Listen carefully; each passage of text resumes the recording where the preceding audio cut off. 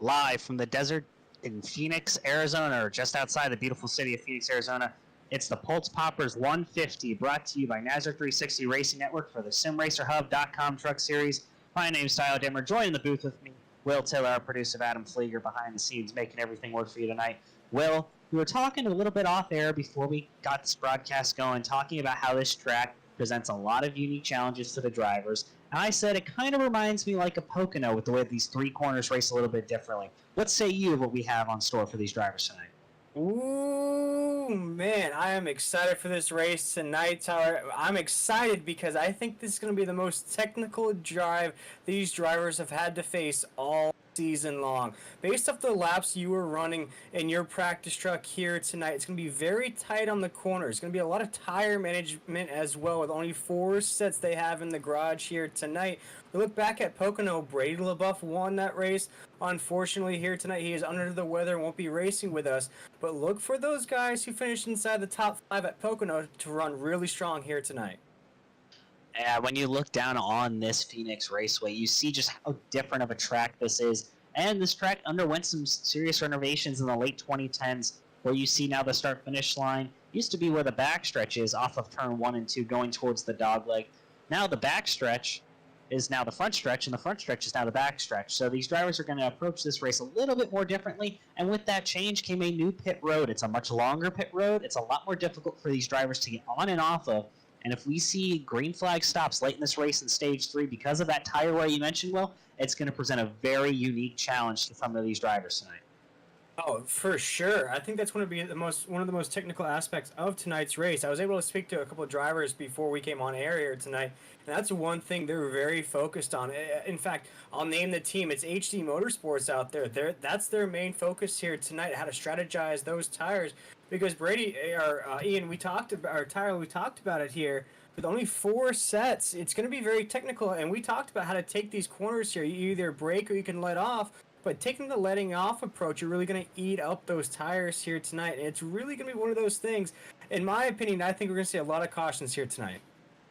Yeah, and those cautions may breed a lot of disqualifications tonight. We do have an incident penalty limit at 12 incidents and an incident DQ limit at 17 incidents. So these drivers are going to need to be on their best behaviors if they want to make it to the end of this race. But like you mentioned, the threat of those cautions, that back straightaway, extremely narrow, extremely tight, walls close to the racing surface on both sides, but that front straightaway is wide open. You can cut the dogleg, you can take the long way around, but you better be careful if you cut that dogleg when you merge back up into traffic. Oh, definitely, Tyler. And I think what we saw last week at Texas, how tight these races are, how aggressive these drivers are to start off these races. I think here tonight, I don't think you're going to have enough time to kind of settle in, to kind of find your partners here. I think in a race like this with no fast repairs, you're really going to have to find your way around this track quick, fast, and in a hurry, because if you get tangled up into the middle of the pack, you might be caught up in an unfortunate incident. We know how hot these drivers can get here in the SimRacerHub.com Truck Series. And we look at how tight that back straightaway is as Cody Sanderson hits the wall here in practice.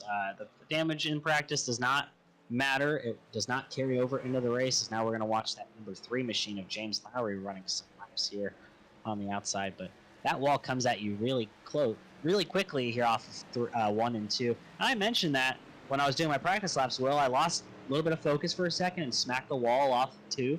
That wall may claim a lot of drivers tonight. I think so as well. You know, you look at it, there's different ways to tackle this course here tonight. You can go on the apron to run around one of these corners. You can go low side. You know, I watched you let off the gas a little bit. You faded up to the middle to the top side of the track as well. You know, it's really going to be trying to find your favorite line here tonight. And one thing, you know, Tyler, we've touched on it a few times already to start off this broadcast. With the tire wear starting to add up here, you're really going to have to figure out which lines are going to be more sensitive to those tires. Yeah, and as we look at the practice beginning to wind down, we're actually going to bring in our top speed from practice, Nathan Smith. So far, topping the timesheets here in practice, just under a minute to go, but as we get closer and closer to race time. Nathan, what are you seeing so far out of the track tonight, and how are you going to approach it throughout the race? Well, I think definitely tire management is going to be big. That was just, a hot lap I threw down there, but it's hot, slick. As long as we can keep all the fenders on everything and, keep track of our tires, not burn them off, I think we'll be in good shape. And I see you being a part of HD Motorsports. Generally have been running the number 8 when Adam Cantwell is unavailable. Now you're moving into the 31 truck for tonight. How is it like working in a team environment? How does it help you kind of attack a track that's as difficult as Phoenix? Are you guys leaning on each other, trying to get little bits of information to help, figure out how to get through a corner faster? Or is it kind of you figure it out on your own and then maybe you'll share a few things to help your teammates out? Yeah, I mean, well, definitely you obviously figure it out, and then if you get, some information you feel like will help everyone, we obviously share it. So, it's a real great team atmosphere. We all work together and try and get everybody up front. That's for sure. Yeah, well, HD Motorsports still looking right now to get that first win of the season. Do you think you can get it done tonight, Newman? Any luck at all? We're gonna try like heck. Hopefully we can pull it off. Well, Nathan, thanks for stopping by and talking with us here. We appreciate it, and we want to wish you good luck and keep the fenders on it and stay out of trouble tonight. Thanks, guys. Thank you. And you see, Will, when we're talking with these drivers, they all kind of say similar things. You've talked with the HD Motorsports guys as a team. You just talked with Nathan there, another HD Motorsports driver. There's a little bit of concern with keeping the fenders on it because of how tight this track can be, especially on that back straightaway. Yeah, and you take a look at what HD Motorsports has done this season. Of course, you had Sean Hamilton win last week at Texas, and then you look at the finishes. You had Tyler Thurman down in the 3rd position. You have Tim Hammond, who's been running really strong here as well during this season. So it seems like that's the team to kind of watch out for here as this season ticks along. Yeah, but they are still looking for that first win. Teams that aren't looking for their first win, obviously Mission Esports, Warrior Racing Esports, just to name a few. Obviously, Sean Hamilton and HD Motorsports getting the win. Made a little bit of a mistake on that. Forgot that he was with those guys. But, HD Motorsports, very quick team. 2 top 3s last week. They're definitely going to be looking to having another strong finisher tonight as we look at Sean Hamilton's first qualifying lap of 27.71. The greatest. He'll be looking to improve here on that second right now as these drivers are attacking this very, very difficult 1-mile track here in Phoenix. Yeah, and I love to watch this qualifying session before the race. I love how we come on early here on the NASRA 360 Racing Network because we get a good indication of what lines these drivers are going to prefer here. Yes, it's a 1-car qualifying session. Yes, there's no other cars on the track, but you get to see how they're going to really tackle this track early on in the race. Tyler, we like to break it down here every 20, 25 laps. Sometimes it's a shorter window than that because you really think about that's when the tires start to warm up. That's when those strategies start to come into play. That's when you're going to have to head down pit road. Because here in this series, you run 100% fuel capacity. So fuel is not really anything that you have to think about too much during the race, but definitely tires. I feel like it's going to be a Goodyear commercial here tonight, Tyler, the way we're going to keep talking about tires here tonight. We're going to have to think about some fun ways to talk about tires because I think tires is going to be a big thing here in this race. Yeah, those Goodyear Eagles are definitely going to get worn out. And we're going to have, I agree, a much different race than what we saw last week in Texas. Last week in Texas, Sean Hamilton and Tyler Thurman took advantage of fuel strategy. They both ran out in the last lap, mind you, but Hamilton was able to get the win and Thurman 3rd. But they didn't necessarily win because there was a big difference in tires. It was fuel that got them the win last week. I don't think that's going to be a big deal tonight. Fuel window is about 80 laps. The longest stage is only 75 laps at stage 3. Tires, like you said, is going to be the difference maker. I was looking at some practice time. We're looking at about close to a second of fall off after about 15 laps. That's pretty significant at a track where the laps are about 27, 28 seconds. These drivers are going to have their hands full and they're going to struggle keeping that right front, I think, underneath the truck. Now, if they keep that right front underneath the truck, you'll see drivers late in runs be able to make moves, but it's difficult to see who's going to be able to hold those on. Yeah, for sure, Tyler. And as we're looking at this qualifying session here, it's still got about 7 minutes to go here in the SimRacerHub.com Truck Series qualifying session here from Phoenix. We're looking at Lumpkin there at the top of the board, Robbie Richards right there as well. And I think now here as we're creeping through the season, we're about 4 races in here, Tyler. we're really starting to see some names kind of rise up here. Some names that we're seeing consistently run inside the top 10, top 5 here. And some of those names are really jumping out to the board already here. You see Nathan Maurer up there. You see Richards, of course. Lumpkins up there as well. Kerry Tribune right there as well. So a lot of these names that we've been calling out here the last couple of weeks are again here showing out during this qualifying session at Phoenix. Now, are these going to be the same drivers at the end? We shall see, Tyler. It's been a mixed bag here the past couple of weeks. Of course, with Hamilton really coming out of nowhere there at the end of that race and winning by 11 seconds. Nobody would have thought that he would have climbed up to the lead, never mind winning it by 11 seconds at Texas. So we can only see who's going to win here tonight. But we've had a different winner, I'd say, every race of the season so far. We have, and actually, we're going to take a moment to talk to your current provisional second place on the grid, Justin Lumpkin. Justin, you were our Blanchard's Towing and Recovery Hard Luck Award winner last week. You seem to have the dominant truck all night, get shuffled back in some fuel strategy or pit strategy calls, fall a couple spots, and then get involved in a massive wreck on the back straightaway, ending your night prematurely. How do you bounce back here and look for a better points finish, or are you looking to get a win to kind of get yourself clear and not have to worry about points? Man, we're always looking for a win, but now we're gonna try to take it easy, keep the truck clean, hopefully run good again. Yeah, we had a good truck last week, and then we got put in some bad spots around stage 2, into stage 2, and I was just trying to take it easy and keep the truck clean and be able to make it to the finish and be able to compete. And after that restart, it kind of bunched up. I had a guy get loose in front of me. I checked up. Brian, I think, was behind me, which was in a good spot. I had a teammate behind me, and there was no way he was getting wound up whenever I hit the brakes. So, man, we're just going to try to keep it up there and get some more stage points and see what we can do.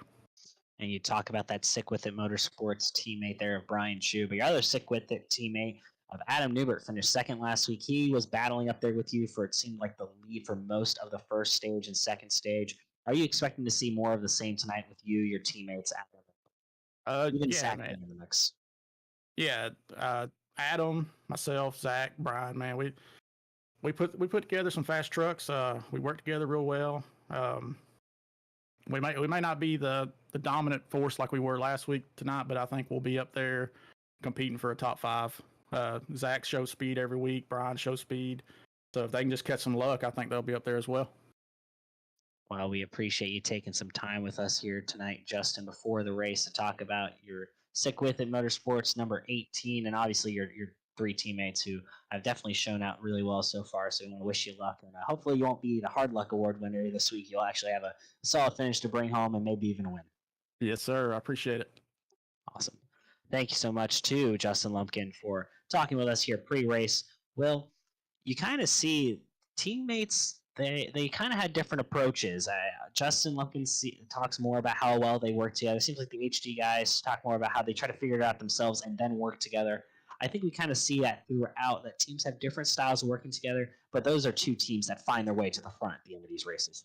They really do. It's whatever strategy they really find out themselves. And I really think, Tyler, both those strategies can really be beneficial. Whether it's a cumulative approach where it's all the drivers really studying the course themselves and then coming together and sharing notes, or everybody working together from the jump. Okay, this is what we're going to do. These are the moves we're going to make. Everybody stick together, stick to the plan. I really think both of those really work. And Tyler, you touched on it there. It's really worked for both those teams. Now you're looking at that board here tonight. You have Smith at the top of the board. Cantwell we spoke to as well. Lumpkins right there at 3rd right now here in this qualifying session. So they're going to have great starting positions here, Tyler. But what we've seen so far here this season, your starting position really doesn't define how this race is going to go. A lot of these racers, I think, I like to look past the top 10 here in the qualifying sessions. Some of those drivers, it might be only 2 or 3, maybe 4 or 5 drivers will really start to approach through the field as this race ticks on. And tonight we have 38 entries in this race. A few drivers are going to serve no qualifying penalties from last week.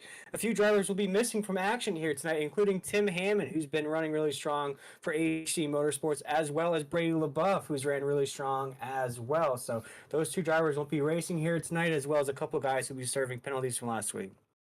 Yeah, and again, as we kind of looking at these qualifying results, Nathan Smith, who we talked to pre-race, and we'll be talking to him again here in a 1 minute time. He's right now sitting a provisional pole, a clear 10th over his teammate of HD Motorsports, Adam Campbell.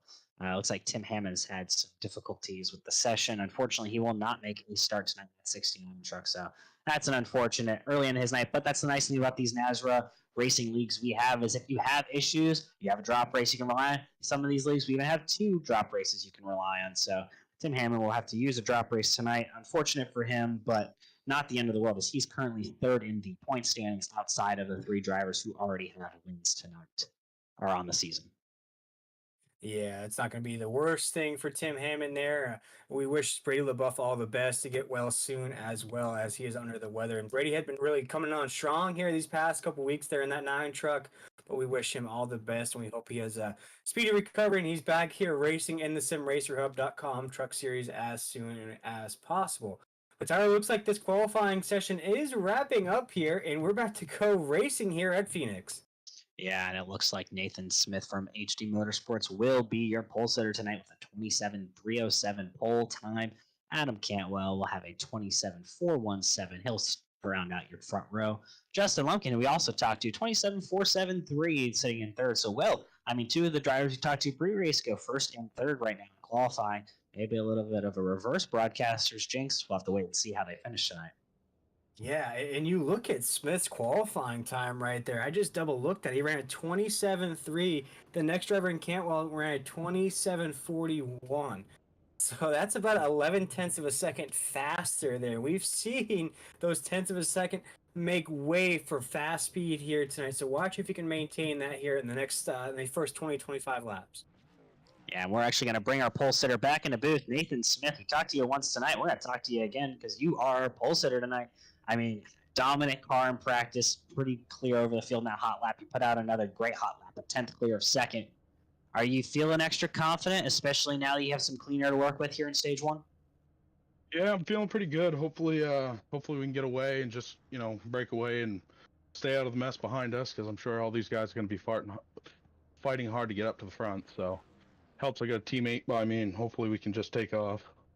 Yeah, a lot of familiar faces up front with the HD Motorsports teams, the Brute Force Motorsports, and with the Sick With It Motorsports group. It seems maybe we have a little bit of a team rivalry brewing. The team standings will probably get closer after tonight, seeing having 3 big dominant teams up front. Are you looking forward to Adam to kind of give you a little bit of a block or maybe help you get clear and control the race here early on? Maybe later on, but not right here in the beginning. Just as long as both of us get out of here clean, and hopefully we have a good start to the race. I never thought I'd start up front of one of these things, so adrenaline's going, I can tell you that. Yeah, well, we'll let you get going as we're going to probably come into green here soon, but thanks for talking with us and good luck tonight. Yeah, thank you. Yeah, we only have 1 to green, so we're going to quickly look at the rest of the top 10 on your qualifying order. Steve Barnett will qualify 5th, Brandon Bullock will qualify 6th, Nathan Newber 7th, Adam Newber 8th, Tyler Daniels 9th, and Christopher Blanchard will round out your top 10. And actually, we're going to extend the caution 1 more lap, so Nathan Smith's going to hold him under so we can continue to look at the rest of our grid. Will, if you want to take it away from 11th. Yeah, from 11th right there, you're looking at Matthew Hutchinson there in that number 90 truck.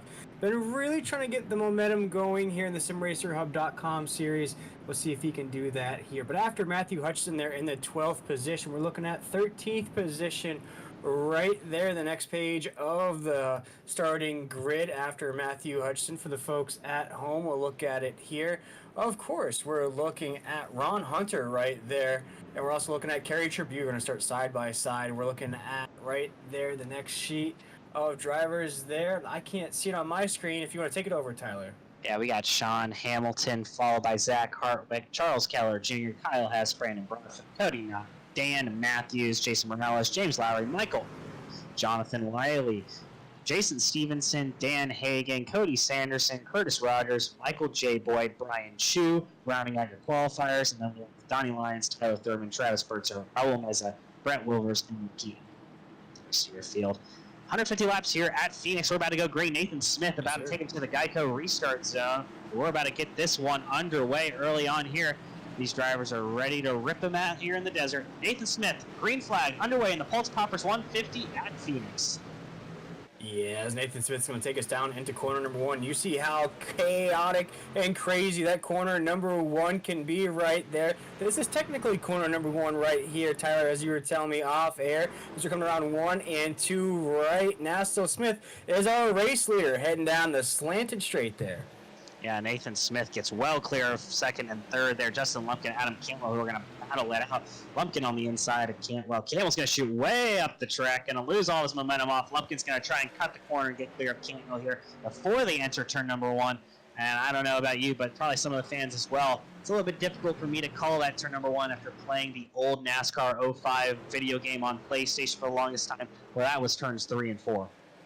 Yeah, it's very chaotic there. As you were racing your practice laps, I said, so is this corner number 1 or is this corner number 2? It's very hard to tell here at Phoenix, but these drivers know exactly where to go. They know exactly how to tackle these corners here tonight. As right now, it looks like it's that pace that I was talking about, Tyler. These drivers are wasting no time to increase their position on that grid. See a lot of drivers already trying out that outside lane. You see a lot of drivers trying to use that draft to get around. You're starting to see some slippage going on as well. We just saw a couple of drivers already get loose here on lap number 3. And you're going to see that early on these ones. So we have a truck way loose, sliding up to the outside, keeps it straight. That's Sean Hamilton, that 89 HD Bud Sports truck. What a save by Hamilton there to keep her straight. We're still green. Adam Cantwell has dropped down to third so far, falling behind Justin Lumpkin, but he has a rear view full of Steve Barnett, and that 42 machine looking really sharp with that Valvoline paint scheme. Oh, very sharp indeed. I love the throwback there from the Valvoline paint scheme. And you see right now, it's a lot of give and take up there at the top. And you see right there that Valvoline paint scheme, that 42 truck's going to try that little rally cross cut through there on the apron. Down into corner number 1, it's still Nathan Smith as our race leader right there in that 31. Has Lumpkin right behind him. Cantwell in that 8 as well. And you see Barnett right there in that 42 in the mix.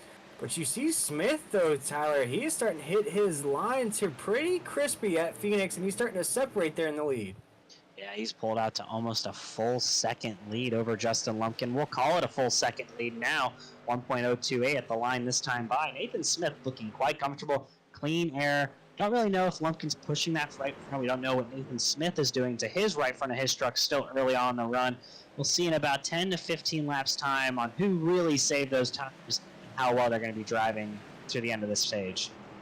Yeah, and for the folks that are just joining us here on the NASRA 360 Racing Network, we're going to run stage number 1. It's going to be 35 laps. Stage number 2 is going to be 75. Then we'll race it out for a final 75 to close out things here at 150 laps. The drivers here tonight will have 4 sets of tires, no fast repair, and 100% fuel capacity. Tyler, you touched on that. These drivers will really have to start thinking about fuel about 80 to 85 laps in, whereas tires, that's going to be the main focus here tonight.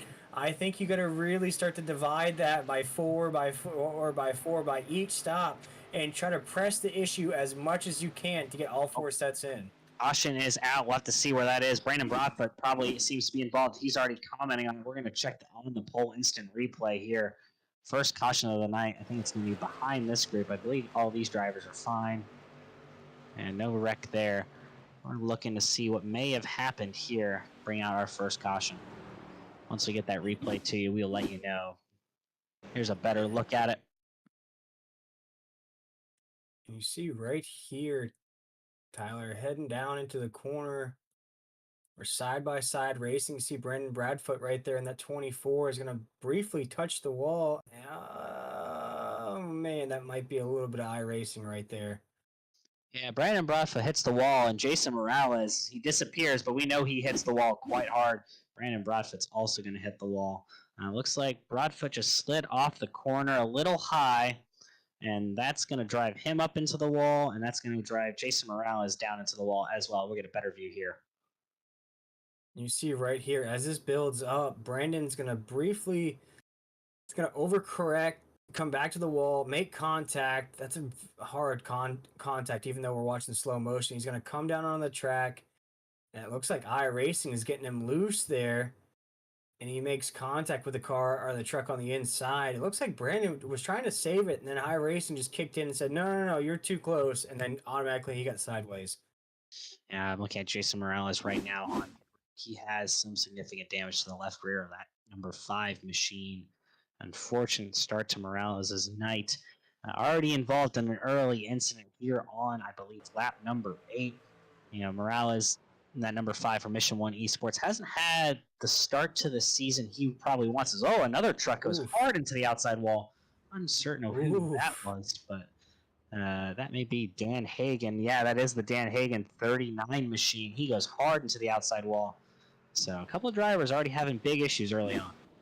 Yeah, and I think I predicted it here tonight, Tyler. I think we're going to see a lot more of that yellow flag being used here.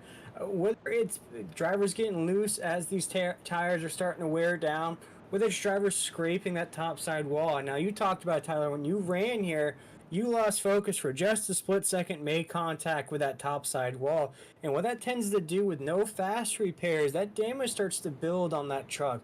You start to feel it a little bit more. You start to now fight those corners a little bit more. When you start to fight those corners, especially when we get to that 3 wide, that very, very tight racing that we're going to tend to see here as this race is going to tick down, it's going to open the door for a lot more chaos to ensue.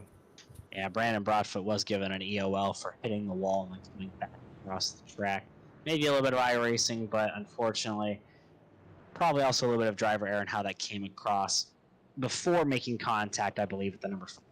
And then I think iRacing got good took from there. But we're waiting to get this field restacked double file. Nathan Smith, still your leader. He's led all 10 laps so far as we're coming around. He's finished lap number 11. Yeah, already 11 laps. And here we're going to run 35 laps here in stage number 1 here in the SimRacerHub.com Truck Series, brought to you by NASRA 360 Racing Network. Here tonight, I am joined by my main man, Tyler, here in the booth. Of course, we got Adam on the decks here, giving you guys all the excellent shots here in this race. This is race number 4, I do believe, Tyler, of the season. Can't believe we're already 4 races in here. It feels like we just started yesterday with all the weeks that we spent at Daytona. Now we're just cruising through this season. Yeah, 4 races into the season, and that just, it feels like it's already flying by when you only have a season with 14 regular season weeks. I mean, we only have 10 more races until we get to the playoffs, and that's going to be a big deal as we start looking at these cut lines. I mean, looking at the points from 14th through 20th in points is separated by 15 points. That's less than 2 stages worth of points there, Will, and that's a pretty competitive midfield. The 3 drivers with wins are already locked into that top 16 for the playoffs. Everyone else around them, though, they're fighting for wins to get themselves locked into that top 16. We've had a different winner each step of the way here. 3 races in, Tyler. But here we go for Green Flag Racing once again here on lap number 12 as Nathan Smith's going to take us down to corner number 1 as our race leader. And he's going to take that big pack with him. No, he's going to separate going down in the first corner. Adam Cantwell looking to clear himself on Justin Lumpkin here in 1 and 2. He will for the time being. Lumpkin maybe tries a crossover. Cantwell swings way wide, close to the wall. But Lumpkin and Cantwell are going to keep it clean, keep it straight, as Lumpkin's going to go to the inside in 3 and 4 and try to make the pass and get back to that second position. Cantwell cannot hold serve on the outside. Lumpkin will clear him off 4 as they come back around. But Nathan Smith clear sailing, and he doesn't even take the dog leg anymore. He's that comfortable out of it. No, he looks super comfortable. He's got that lazy boy in recline mode. He's got the game on. He is straight chilling up there in that clean air. As you see, the rest of the field's trying to make moves here. He's going to check out this on-the-pole replay here on the NASRA 360 Racing Network. We see this racing ensuing already. These drivers are fighting for position. We were 3 wide there for a moment, Tyler. We're going to watch here on this replay what ensued right here. You see the 99 truck right there on the top side of the track. Doesn't take the dog leg. We see what happens here, Tyler. I don't know if a caution flag flew or not. I think we might just be looking back at some crazy racing. Nope, there is a caution at the time being. Looks like maybe a spotter error. Someone seems to be apologizing in the spotters chat we have. And yet Michael Allen just comes up and clear out Charles Keller Jr. Keller Jr. had nowhere to go. That just seems like Allen overcooked that entry. That may be subject to a future EOL or no qualifying penalty, although maybe Keller came down a little bit, but it looked like Allen got in a little too hot there, and you see Charles Keller Jr. back that thing into the wall. Looks like no one else involved, so that is the good thing about that incident. Yeah, Tyler, and we talked about this here as we're going to watch this replay here, and it's unfortunate we've already had two cautions here, not even 20 laps in, but that was one point that I brought up to you off air while you were running your practice laps. If you braked in certain corners or if you just let off in certain corners, what happens? And you said to me that if you just let off instead of braking, you're going to start to coast up the track. You're going to overcook it a little bit, if you will. You're going to come into the corner almost in the middle lane instead of sticking to that yellow lane. And that's what our yellow line, and that's what it looks like what ensued there. He just came into that corner very, very fast, tried to let off without braking, and at that point, he already had a truck to his outside, and that's exactly what happened. There's one person who is happy about that caution. That's Sean Hamilton, last week's winner. He gets the lucky dog here. Not to mention, though, tonight we have a Pultz Poppers Hard Charger Award for the person who improves their position the most from qualifying. So you have to qualify in order to be eligible for the award. And it looks like Allen just didn't get that nose pointed down enough. Maybe they didn't realize that they were running side by side. I'm sure whose spotter was apologizing. Chris Cummins, a spotter for one of these drivers, but that incident, unfortunately, is going to really hurt Charles Keller Jr.'s truck tonight. Maybe Michael Allen gets off a little bit easy. Yeah, definitely here. But Tyler, are you surprised here with the action we've seen so far? We're not even 20 laps in. We've had two cautions already. And what I've seen without the cautions here, these drivers are already starting to go three wide. These drivers are really trying to find positions, find holes already at Phoenix. Are you surprised at this, or do you think a track like Phoenix just brings this out of the drivers? I don't think it's necessarily the track brings it out of the drivers. I think it's just such a difficult track that it's hard to maintain certain lanes, as we get a look at with the most iconic cactus probably in racing there, the flag stand there, the Cactus Phoenix Motor Speedway. But I think it's just the nature that the track is really wide at certain points and then it really narrows down and that the grooves change. Again, we got a beautiful look at that cactus. I think it's one of the coolest things in motorsport. But I don't think it's necessarily the drivers being over aggressive here. I think it's more so the drivers are underestimating, or they're overestimating how much grip they have and underestimating how much that car is going to slide, especially in number 1 and 2. Yeah, definitely. And I think as these laps tick down here, you talked about that window of about 20 to 25 laps when these drivers are really going to start to feel that tire wear. And if things have already been hectic here now, just wait until these tires get slick, these drivers start to get sideways. It's going to be even more crazier here tonight, Tyler. And I think race control is going to have a lot on their hands as this race ensues. Yeah, but the field may thin itself out with that Q limit as Nathan Smith going to bring the field back around to take the green on lap number 19 here at Phoenix International Speedway, Raceway. Correction, they changed their name, but Nathan Smith, currently your leader, to his outside. Justin Lumpkin as they enter the Geico restart zone. Nathan Smith gets another great jump. Cantwell, though, spins his tires a little bit on the inside. That may help Lumpkin here in 1 and 2. Cantwell may not be able to get that pass entering 1 and 2 as he got last time. We may not have to worry about a slide job, although Cantwell's going to really send it in deep. He's going to force a slide job if he has to. That's really close. A little bit of contact, maybe. Lumpkin's going to do the crossover move to perfection. X84, they make contact. Now we're going to have a big wreck. Oh, watch out, everybody. Oh, wow. It looks like most of the field's going to, as I say that, more drivers get tangled up in the back end of the pack, but I think a majority of the field was able to avoid that, Tyler. We almost had a disastrous wreck there. I think maybe there's Sean Hamilton there is going to get tagged up. As we're going to watch this replay build up here, we have our third caution of the night here. And right now we have, oh man, it looks like this is going to bounce off that topside wall there. We've already seen it once here tonight. Going to make contact with Lumpkin in that 18. And then you see the rest of the field. This is what I love to see here, Tyler, and this is an excellent shot here on the NASRA 360 Racing Network. The rest of the field sees this happening. They all go and scurry to the top side of the track, and the majority of the field's going to avoid this disaster. I'm interested to see what happened here, as it looks like the 93 gets pile-driven from behind by, is that Brandon Broadfoot, that 24 machine? Yes, it is, and Lumpkin gets hit again because the 24 fails to check up, as does the 44. Maybe even Sean Hamilton just barely hits Tyler Daniels in the 93. He didn't really check up in time either. Drivers do not want to get in a single file line and go around teamwork.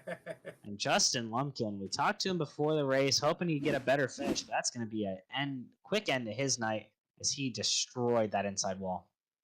And you see right there, you see Cantwell on the outside in that 8. It's just going to bounce right off of Lumpkin there. And it's no fault of Cantwell's right there in that 8 truck. You know, we've seen it already here tonight. You make contact with the outside wall, and once you get loose at a track like Phoenix, there's really nowhere you can go. Maybe we can ride on board with that 8 truck to see what his point of view was there. Because you see in the cockpit there, Tyler, if he tries to overcorrect after making contact with that wall, and sometimes when you try to overcorrect like that and you try to jerk the wheel one way, you know, you watch right here, makes contact, and you see that wheel is just going to jerk right out of his hands, and at that point, it's already too late. I don't think he actually makes contact with the outside wall. I think he gets loose and hits the throttle too aggressively, and it sends that back end around, and then he tries to overcorrect it, and then he's a victim at that point. But I don't even think there's contact. We'll get a better view here. I didn't think there was contact with that outside wall, and there is not. He's already sideways before he gets to the wall, and Lumpkin's expecting him to hold his line straight there, and Cantwell doesn't. They're both just along for the ride at that point. Cantwell may be the lucky guy out of this, as he did not hit nose first into that wall. He's still going to have some damage on that right front, but Lumpkin's night for sure is over after head-on into that inside retaining wall. And I touched on it before this race started as we were watching qualifying kind of wind down. You know, for those drivers that qualify inside the top 10, you know, you feel great, Tyler. You always feel great when you get a good qualifying run. You feel great that you qualified inside the top 10. We've seen 3 races into the season. At the end of the race, more than likely, it's not going to be those top 10 guys that will be racing for the lead. We saw it last week at Texas. We've seen it week in and week out here. It's mostly the drivers outside of the top 10, looking at positions maybe 15 down, 20 down the grid right there, that really shine here at the end of these races. Yeah, and that may be the case again tonight, unless Nathan Smith has anything to say about it. He's been dominating this race, and I would say his 2 biggest rivals on out of it. Cantwell still on pit road. Lumpkin's definitely over, and that's going to be a tough one for him to swallow. Maybe we'll catch up with one of those 2 drivers later on. But for now, we're getting the field back double file. The restart here with just under 15 to go here in the stage. Under 15 to go in the stage. We've had 3 wrecks early on. Drivers already having damaged trucks. Incident counts becoming a major concern now. Well, you think we'll maybe see these drivers settle down a little bit, or are we going to still see drivers making aggressive moves and maybe getting on the throttle when they should? I think it's going to be even more aggression here, Tyler. As this race ticks down, I didn't foresee it going any other way at a track like Phoenix. You're going to see a lot of 3 wide. You're going to see a lot of tight racing here. And as these cautions have now started to rain down here, it doesn't rain a lot here in Phoenix. They're raining down now. So is this green flag, as we are green flag racing once again, as Smith is going to take us down into the first dog leg, down to the first corner here. Corners number 1 and 2 as our race leader. And Steve Burnett will file in second. Nathan Maurer will file in third. And Robbie Richards there in the 48 machine, he'll file in fourth. We have a brand new 2nd through 4th positions here tonight, as they're going to get single file early on. There's a battle for 5th behind them between Adam Newbern and I will want to say Jason Stevenson. And you see right there, you already see a battle for 2nd taking place right there as well. As it's very dicey here, as now Smith is starting to feel the heat a little bit now. He's not got the smooth sailing he had earlier here, as Barnett's going to try to the inside right now. And Smith might relinquish his lead now here coming around the last corner. Barnett's going to try to the inside here across the start-finish line. Nope, not going to be enough here as we come down to the Geico restart zone. And so it's going to be Smith leading the way here, but now he has some competition here on lap 26 as we have just about 9 laps to go here in stage number 1. It's the most pressure he's felt tonight. Correction the earlier, that's Tyler Daniels sitting right now in the 6th position. Jason Stevenson was involved in the earlier incident with Pumpkin and them. But the battle right now is for 2nd. Barnett to the inside, Maurer to the outside. Maurer's going to get a great run off of number 2 here, looking down into turn number 3. Can he hold serve enough on the outside and get a great exit going in towards 1 at the start-finish line? Yes, he will. Barnett's tires seeming to fade after making an aggressive push towards Smith early on. And you see Nathan Maurer with a huge run right now. He's got his eyes set at the top of the grid right now, coming around the corner right now. And you see if he can hold this momentum. He gets a little loose. You see that tail wiggle just a little bit. Going to kill a little bit of that speed out of the 971, but he still has Nathan Smith in his sights. Right here as we have a battle at the top of the grid. Yeah, half a second separated them at the line last lap by. This time by, it's only 3.5 tenths of a second. Mauer's closing, and as he takes the shortcut, he'll close a little bit more again. He's going to look around Smith to the outside. Mauer seems to ride that middle to high lane, and he seems to get enough momentum off the corner that it works. He drops to the bottom, though, there on exit. Nathan Smith running his lane. Mauer doesn't like that. He's going to have to change his approach as he gets closer to Smith. Yeah, I see Nathan Mauer right there racing tonight with a lot of confidence, a lot of momentum here from these last couple finishes he's had, Tyler. I think this is one of the drivers here we're going to see breakthrough here, whether it's tonight or these next couple races. We're going to see this 971 in victory lane pretty soon, the way he's been whipping his truck around. And here tonight, he is already battling for the lead here on lap 29 as we dig into the last corner up until the Geico restart zone. Mauer wrecked out of the lead at Pocono. Wrecked while running near the front at Texas. He's looking for the lead here at Phoenix. He's to the inside of Smith by cutting the dog leg. He is there. Will he outbreak Smith here into 1? He's going to try, but they're going to hold level through 1 and 2. Can Smith get the run off 2 that he needs to hold position? No, Mauer looks to clear. He's not clear quite yet. He's going to try and clear him back down in 3. Yeah, he's going to squeeze him just a little bit there on the top side of the track. Nathan Mauer is going to go to the inside, but look at us now. We have quite the battle as a new truck has snuck up into that mix as well. As Nathan Mauer is going to take this dog leg down into the corner. They're still side by side for the lead. That's Justin White, who has thrown his name into the mix here as all of a sudden snuck up into the 3rd position. Nathan Mauer has cleared just a little bit here as we come off the corner. So side by side racing down to 3 and 4. Yeah, he did not have the exit off of 2 he needed, and that allows Justin White to close in on these 2 leaders as they keep battling for position. That also brings Steve Barnett and Robbie Richards and Adam Newbert into the fold. We have a 6-truck battle here for the win of stage number 1. We only have 4 laps to go in this stage, and no one has figured out where they're going to finish yet here. Mauer's going to try to the bottom again. Can he get up in front of Smith? No, Smith's going to run that outside. Mauer's going to have to clear himself, but he doesn't in time. Smith jumps to the outside again. They're going to drag race down towards 3. Yeah, you saw Smith get a little bit loose there coming off of 2. We're still side by side around 3 and 4, though. Justin White is looking at this battle. Said, all right, guys, go ahead and battle it out. I'm just going to go ahead and sneak on by. He's looking for that opportunity now with a big run off the dog leg down into 1 and 2. Now he's right on the back bumper of Nathan Mauer coming around 1 and 2. And we have a wreck. That's Robbie Richards in the 48 sideways on 1 and 2.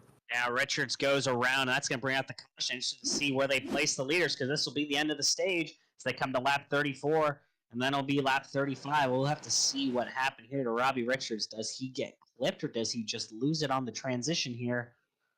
And we're looking at this replay. Still seems pretty stable. Still seems very stable with that truck.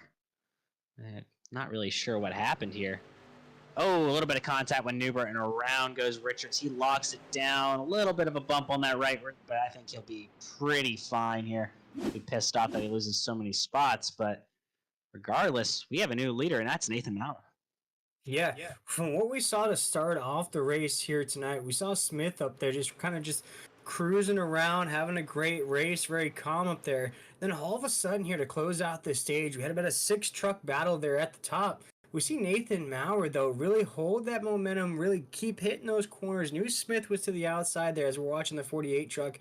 Get a little sideways there. He's going to go to a 90-degree angle. He's going to save that thing right before the top side wall. Maybe just put a little scratch there on that right side back fender there. Not anything that I think is going to affect his race here tonight, but as you mentioned, Tyler's going to be bumped. He lost some positions, but I believe that's going to bring an end to stage number 1. It will bring an end to stage number 1, and we'll go to a quick break. We'll be right back after pit stops and wave arounds.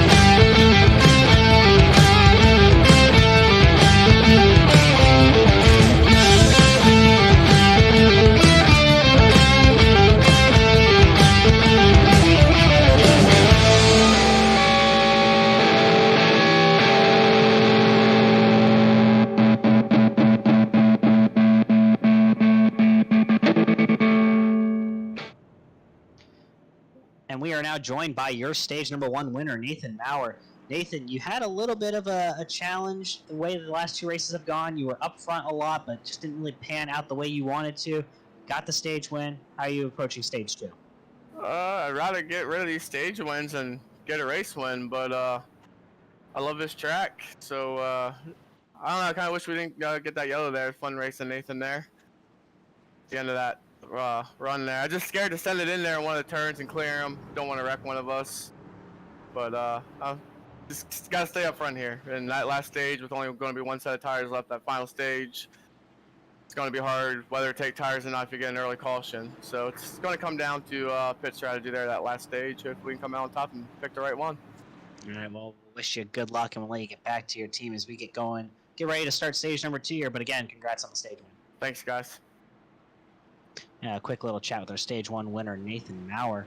Like we've talked about, Will, hasn't had the finishes he's wanted, been wrecked out of really good positions the last 2 weeks, but he's going to lead the field to green here in stage number 2. Nate Maurer gets a big jump. Yeah, I see Nate Maurer right out of the Geico restart zone. A huge jump right there. We've seen it out of those guys that start to the inside here on these restarts. You can get that great jump, but right now you have to hold that speed now off of 1 and 2. But you already see the field building up behind him now as we come down to the only straightaway here at Phoenix. Big wreck here, Tyler. Big wreck. Big wreck indeed. Halfway through the field, looks like Brandon Bullock hit the wall off of 2, and everyone behind him was just a victim. Multiple trucks involved.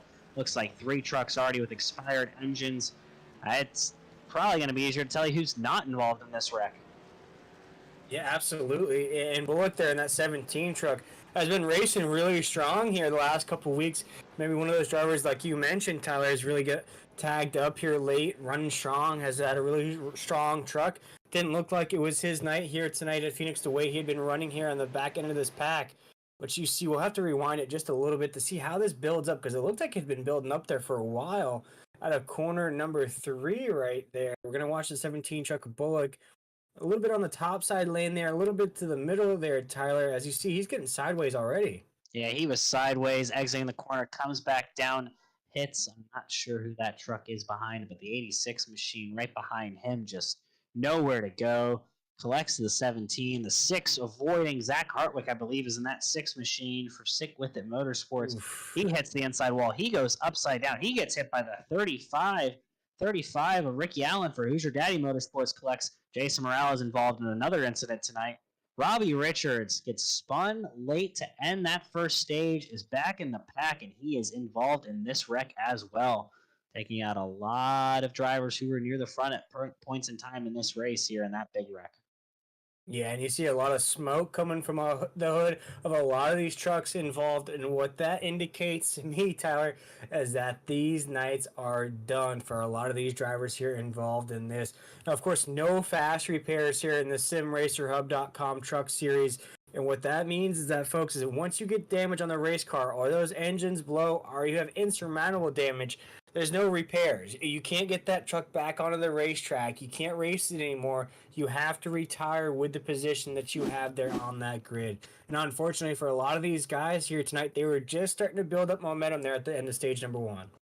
Yeah, I think this gives us time to talk to someone who's already taken out in an earlier incident. We're joined by Justin Lumpkin, who's involved in an incident early in stage 1. I believe it was with the number 8 machine of Adam Cantwell. And Justin, we just saw another big wreck caused by an incident coming off of 2. Do you equate this to just drivers being too aggressive, or is it just a difficult track? Honestly, I think it's just people pushing a little bit too hard at times. It's just you get restarts, you got cold tires, and then it's just you got to feather the throttle coming out of there, man. If you don't, you're gonna lose it.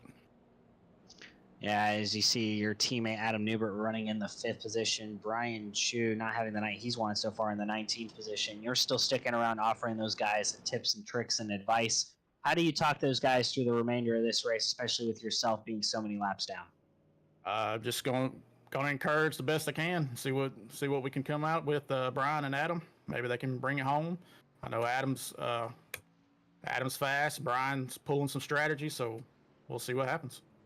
As we see you rejoining the track, hopefully you can get a few points here.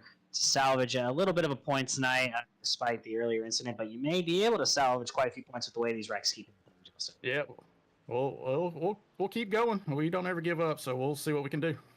And I love and respect that about you, man. Well, good luck the rest of the way, and hopefully you can finish this race and get a few more points for you.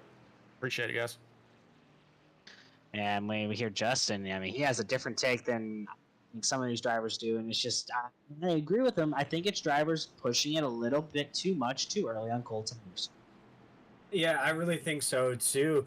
But I think what that means is that, though, Tyler, is that these drivers are really trying to press the issue here before they get wear on these tires, because they know what that wear is going to do to these trucks. So I think why you're seeing a little bit more aggression, a little bit more, I'd say, steam coming out of these trucks here tonight, is that these drivers want to get the most out of these tires as soon as possible. And here comes this green flag. Once again, we're green flag racing here once again at Phoenix, as Nathan Mauer is going to take us down in the dog leg down to corners number 1 and 2.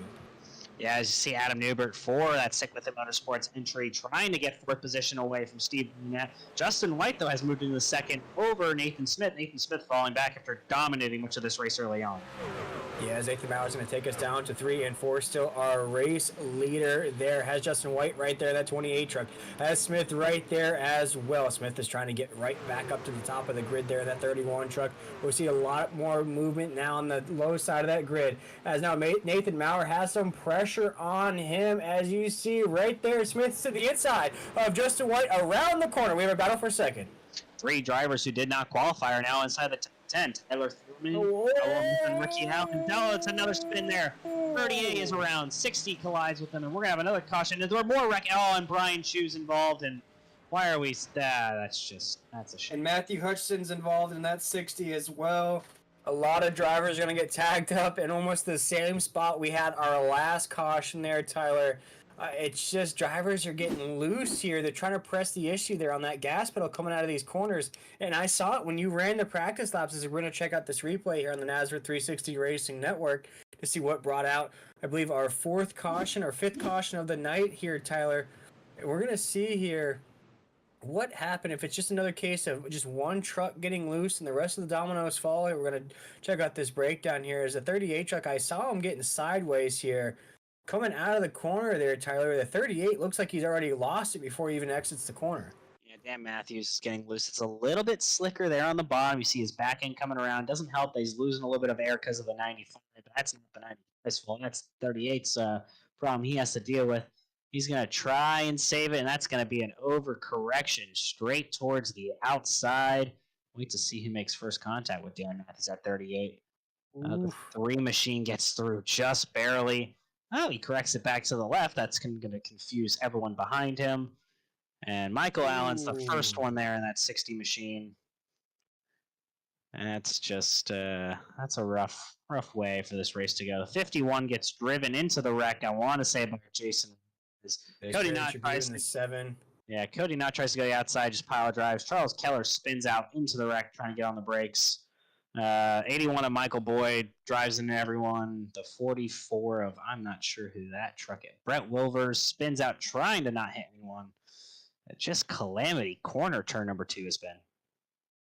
And I wish, I'm a gambling man, Tyler, and I wish I could have bet on the over and under the amount of cautions we're going to have here tonight, because we made it through stage number 1 with about 2 or 3 cautions. Now we're into stage number 2. We already have about 2 cautions into stage number 2. So these cautions are really starting to stack up here tonight. With only 4 sets of tires, no fast repairs, I think this is going to turn into almost an endurance race in these trucks here tonight. Yeah, a bunch of drivers have, unfortunately, retired their trucks. That's Tristan Rogers, Adam Cantwell, Dan Matthews, Jason Stevenson, Zach Hartwick, and a couple more as well have already taken their trucks behind the virtual wall. This is another couple positions, though, for the man we just talked to, Justin Lumpkin. Those are going to be another 3 drivers he will likely pass after getting his truck repaired. Yeah, and some of these drivers are barely escaping through these wrecks. And why I say that, folks at home, is these drivers you're going to watch avoid these wrecks, kind of bob and weave through the chaos and calamity, will be the drivers that will be inside the top 10, top 5 before you know it. It will be the unscathed trucks, the trucks that have the most speed. Right now, you see the top of your screen right now, folks at home, all these drivers that are down pit road, all these drivers that are out. You see Hunter that's 5 laps down, the 44 is out already there. You see the 17 of Bullock is down pit road. A lot of these drivers, you see Bradfoot 8 laps down. We started with about 38 drivers here tonight, 38 to 36 drivers. I'm not counting people that were DQ'd and didn't make the race here tonight, but now, Tyler, I think we're down maybe to about 20, 25 drivers here. Only 20 about on the lead lap, and probably only about 25 to 28 running on track. Already 8 drivers taking the trucks behind the virtual wall here at Phoenix Raceway. We thought it would be a war of attrition, and unfortunately, we were. That's just part of the challenge when you go to some of the more difficult tracks like Phoenix Raceway.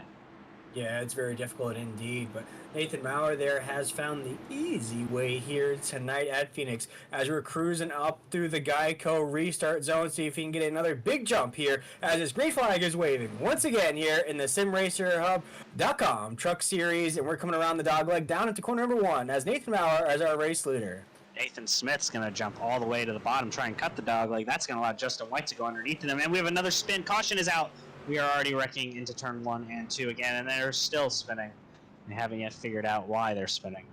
We'll have to check out this replay here. That's the 35 truck right there that's on the apron. We'll have to see what brought out our caution there as we were down into corner number 1. We've seen it here all night long. We see the field sort of separate through the dogleg. Everybody keeps it cool. Oh. Yeah, we'll have to rewind a little bit.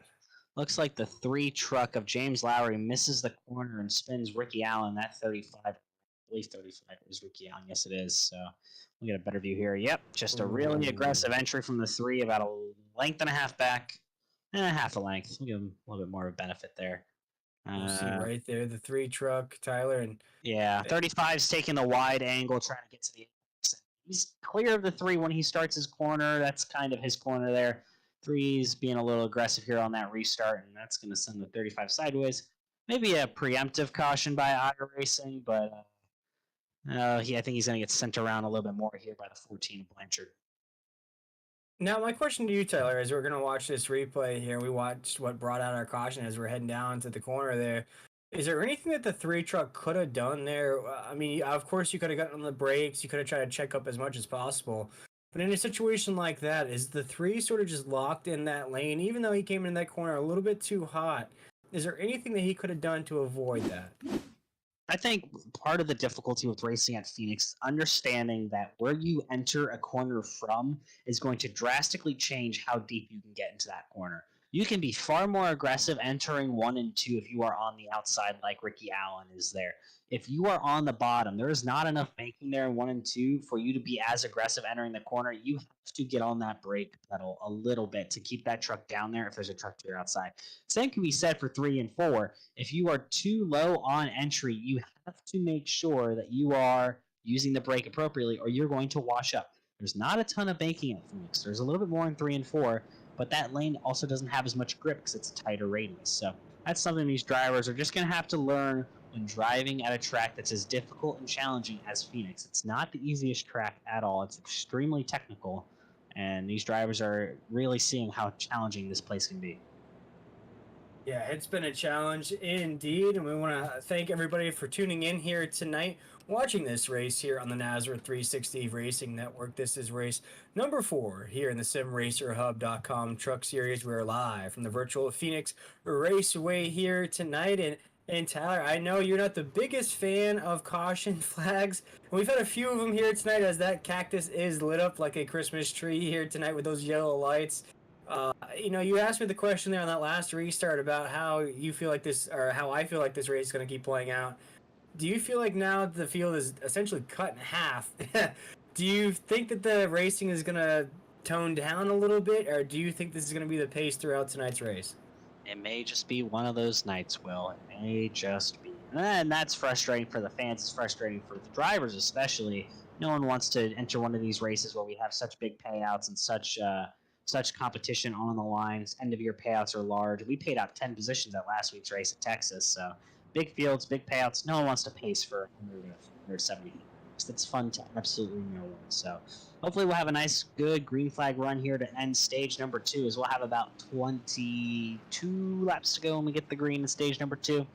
We're here on lap 53. We'll be lap 54 when we take the green. But, well, looking forward at this schedule that we have, there's a big diversity of tracks. Next week, we'll be at Michigan International Speedway. Unfortunately, I will not be there. You'll be the lone man in the booth unless we have someone else filling in for me. And then we go to Bristol. So, very, very diverse schedule of tracks. We go from a 2-mile super speedway to a half-mile beat 'em and bang 'em Coliseum. Oh, Bristol is gonna be a beat 'em and bang 'em race. If you all thought the caution flags rain down here at Phoenix, just wait until we go to the Coliseum. That is Bristol. As now Nathan Maurer is gonna cruise up to that Geico restart zone. Tyler, we're gonna go green flag racing here once again. Yeah, Maurer doing what he has done every restart so far, and that's getting a big of enough jump to get clear of some of these drivers.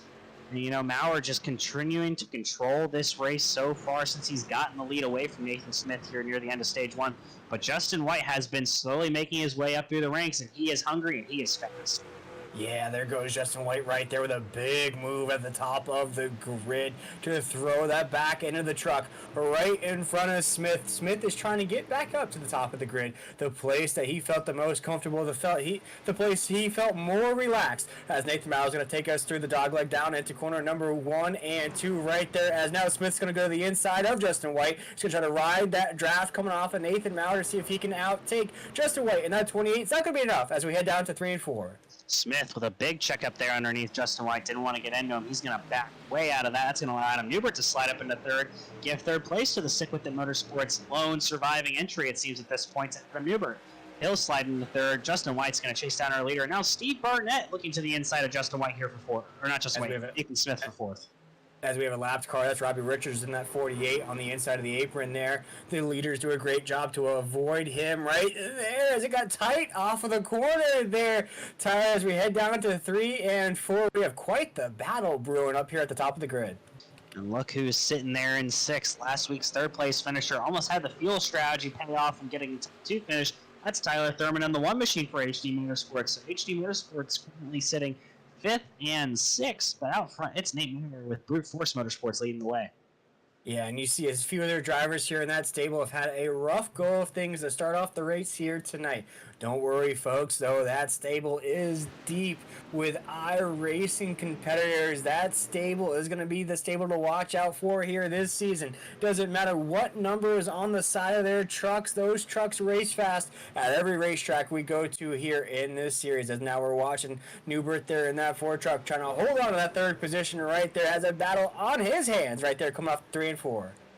Yeah, Maurer still has a comfortable, I would say, 2-car length lead over Justin White, who has opened it up to about 4-car lengths. Oh! Barnett gets tapped from behind by Smith. Barnett gets tapped from behind by Smith. That was correct, but Smith and Barnett keep it straight, but that opens the door for Tyler Thurman. He's going to go up to 4th. And right there, you see that wonderful paint scheme of Tyler Thurman. Watch out, this is going to get tight right there on the corner. And you see that blue with the yellow rims there. Don't know if he's a Michigan fan, but if he is, I'm sure he is celebrating with that blue and yellow paint scheme here tonight. As that one truck is slowly and methodically working his way up the grid. Now inside of the top 4 right up there. He has got his sights set on the top of the grid. But now, though, Tyler, we start to see a little bit separation. We're starting to fan out a little bit now between spots 1, 2, 3, and then we see Tyler Thurman in the 4th position. It's getting a little bit more divided there between the positions. And I think some drivers will be saying, thank goodness for that. We're going to get some green flag racing here. Thurman's going to hold position for position number 4 right now. Barnett, a deep dive into number 3 and 4 there. He's not going to be able to get to him. He's got company behind him with Nathan Smith. Nathan Smith, though, really struggling with the handling of that truck since he has fallen back. But out front, Nathan Maurer continues to hold serve. About 2 truck lengths still over Justin White. Adam Newbert, call it 4 truck lengths between him and Justin White for second. And here tonight, it's been hard to differentiate the tire wear on these trucks with the amount of cautions we've had here tonight. We haven't had a very strong green flag run yet in this race, but now we're starting to get a little bit more of a sample size, Tyler, as Nathan Maurer now has a battle on his hands. He has Mr. White right there, Heisenberg in the 28, trying to overtake Nathan Maurer for the top of the grid. They're going to have the lap truck of Jason Morales and that 5 machine ahead of him. Hopefully, Maurer is telling Morales exactly where he wants him to go, but Justin White's going to see him miss the apex there. He's going to try and get a run here off of number 4 coming through the start-finish line. Justin White, call it 1 truck length as they enter 1 and 2, but White's going to have a very shallow entry because of that 5 truck of Morales. That's going to hurt his exit here as Maurer should get a better exit off of 2. Yeah, as they both went to the apron there to avoid that lap car that was high side on the track. We don't see that very often there, Tyler. As we dig down to 3 and 4, still Nathan Maurer as our race leader. As you see, Justin White just barely tapped the wall there. He's going to lose just a little bit of speed there. The speed that he was building up to follow Nathan Maurer here onto this dog leg. It's still going to be a 2-dog race here at the top. As another lap truck on the top side of the track there. Interesting to see once again. As now Nathan Maurer is going to take us around the corner there onto the backstretch. That's Cody Knott in the 26 machine getting lapped. Maurer gets through that lap truck a little bit better than White does, and that allows Newbert to close up to White for second. Call it about a truck length and a half between those two, as the lead has now grown to about 3 truck lengths between Maurer and White. We're coming to about 11 to go in stage number 2. Racing still competitively here as everybody comes to the truck of Brandon Bullock here in the next few laps. Yeah, really, it's just a 3-truck race here at the top of the grid. We have Nathan Maurer, we have White in the 28, we have Newbert in the 4, and briefly there, in your point of view, folks at home, you see Tyler Thurman in that 1 truck, slowly but surely trying to eat up the ground like Pac-Man eats up those yellow dots there on your game screen, try to get back up here into the fight for this lead. But now, right now, we have a battle for second. Right there as now you see that wheel moving out of the 1 there briefly, as you see now Newbert in that 4 truck is now trying to get around Justin White in that 28. Seems as though he's found that speed. He's right on that back bumper, Tyler, down to 3 and 4. Lap trucks causing some problems for the remainder of the 10 way back there. Nathan Smith looks like he may have hit the wall. Steve Barnett going to the inside of Brandon Bullock. Not sure who the driver is beneath Barnett. But now Nathan Maurer has opened a sizable margin over second place Justin White. In third place, Adam Newbert. Tyler Thurman still holds serve in 4th. Smith 5th. Steve Barnett 6th. Matthew 5th. Matthew Hutchinson will be in 6th position, and we have Tyler Daniels sitting back there 7th and 8th. So nice, good battle between 6th through 8th there between Hutchinson, Daniels, and Barnett. But really, the big battle really closing up there is White and Newbert. White gets stuck behind a lap truck of Charles Keller Jr. Newbert's going to look to the inside here in 1 and 2.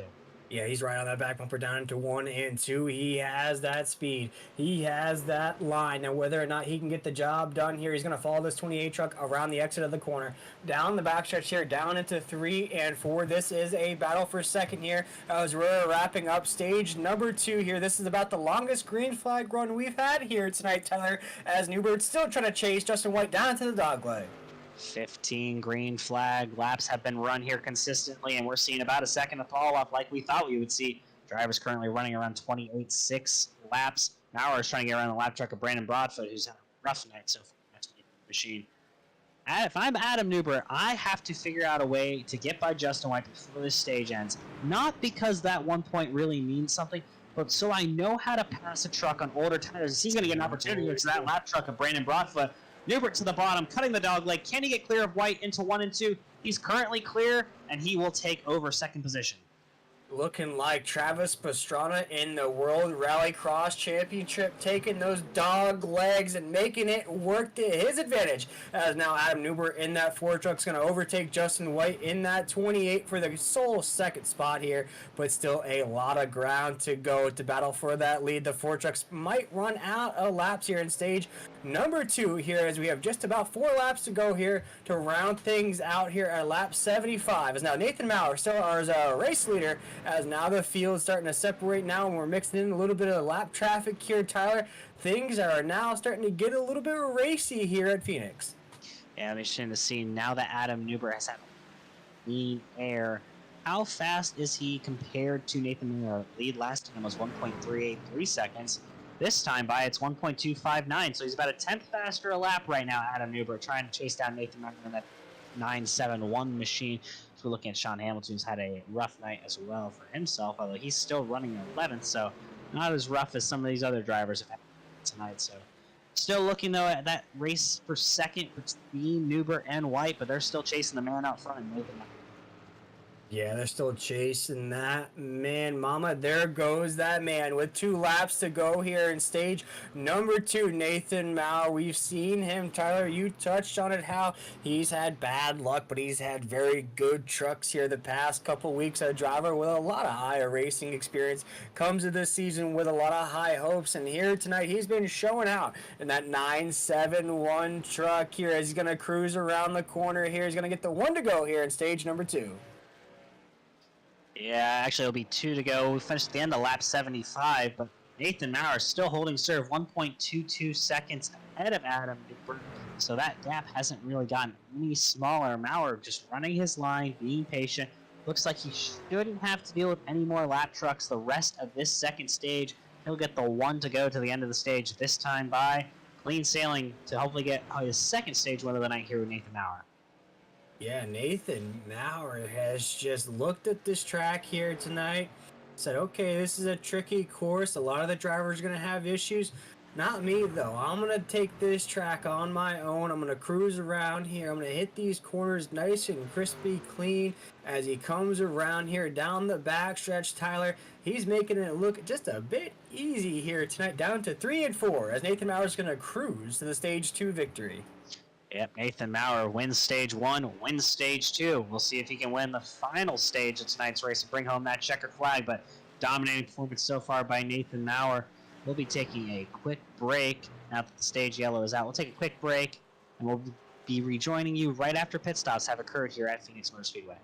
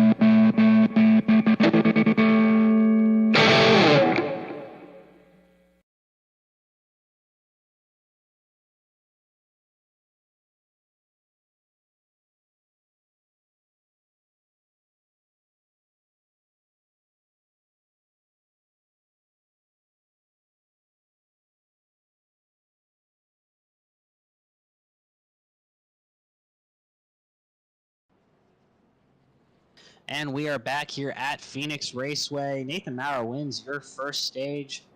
He wins your second stage. Nathan, you've won both stages so far tonight. After what happened at Pocono, do you think tonight may be the night you can get that truck in the victory lane? A little too early to be asking that. We're only halfway through this race. See what happens here. I don't know. Adam Newbert's good. I feel like the top 3 guys here tonight.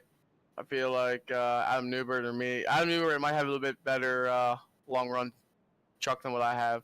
I have to take it easy here on these tires. I know he's going to be pushing me. He'll be behind me here. It's going to have to conserve some tire here. Hopefully we get a long run here to the end. Yeah, you talk about conserving tires. Do you think that lap traffic will come into play here at the end of this race? It looked like that was the only way Adam was able to get by Justin White was because White got hung up on some lap traffic there. You think that that may come into play on who wins this race tonight? It very well could. Some of these lap cars are a little scary. You know, they say they're going high, and then before you know it, they're cutting down in front of you going into a turn. Very easily a lap car can make or break someone's race here tonight. Well, it's been great talking to you, Nathan. Again, congrats on the first 2 stage wins, and hopefully we talk to you in victory lane or at least in a podium area at the end of this race tonight. I'm hoping, guys, you guys have a good evening if I don't talk to you again. You as well. Good luck the rest of the way. Thanks, buddy. Of course, and Nathan Maurer, that 971 machine, has just been absolutely on rails so far tonight. I mean, as we're looking to the rest of this race, Will, I mean, you and I were talking about it during that break. It's going to come down between Maurer and maybe Newbert or White at the end of this thing. I think so, but I think as this race starts to tick down here, we talked about off air as well, how many tires these drivers have left. I think we're going to see a lot more racing happen here as we're coming around the Geico restart zone here. We're going to get things auto popping here. This last stage of racing, 75 laps to go here in the Pultz Popper 150 at Phoenix. Yep, and this will be a nice 70-lap run to the finish here at Phoenix Raceway. These drivers, fresh tires, something they have not had in a long while. We'll see how many of them abuse it. Some of them take their time. Oh, we got trucks around the middle of the field. Nathan Smith is around. Others are involved. We have another caution here. Looks like Brian Chu involved again. It looks like his 9 million done this time. There's that 31 machine of Smith around as well. Man, Tyler, I think we may have put the commentator's curse on it a little bit there. Just after you asked me that question, right after I gave you my answer, we have more cautions here on the racetrack, and I believe that's going to retire some more trucks on this field here tonight. As now you see the 51 truck right there. I believe that's Chu in that Monster Energy truck. Had a rough night here tonight, Tyler, but I believe he's going to be parking that thing on pit road. Yeah, he will be parking that one the rest of the way. I don't think, though, this wreck started with him. I think it started with the 31 and Nathan Smith up ahead, and it looks that is the case. I can't tell if he got pushed from behind or if he just lost it and the truck pulled in. It's like another truck around, maybe Steve Barnett in the 42. Brian Chu, nowhere to go. Number 3 there of Lowry slams on his brakes. Nowhere for him to go. You could tell he was locked up, all the smoke. And if we could there, Tyler, if the booth could rewind that just a little bit for us there, and we could see the 31 truck, as you were mentioning, is going to get sideways before all of this ensues. And I believe it's going to be coming off the corner. I think it's 1 row up from these trucks here we're going to be looking at there. The next set of drivers right in front of Brian True is where this really ensues. And right there, you're going to see right where it starts to go bad. Right here, see the 42 is going to come down just a little bit there. And does he make contact with Smith there in the 31? Nah, looks like they're both sideways. Synchronized spinning here off of number 2. Looks like Barnett corrects it short term and then loses it again. Nathan Smith tries to correct it, comes up, and Tribune misses, Meza misses, but Brian Chu nowhere to go. James Lowry nowhere to go. And more involved, obviously, as you see everyone slam on their brakes behind and not getting involved. That's a 35 of Ricky Allen. The 24 of Brandon Broadfoot is sideways. A lot of trucks, unfortunately, have been caught up in multiple incidents tonight.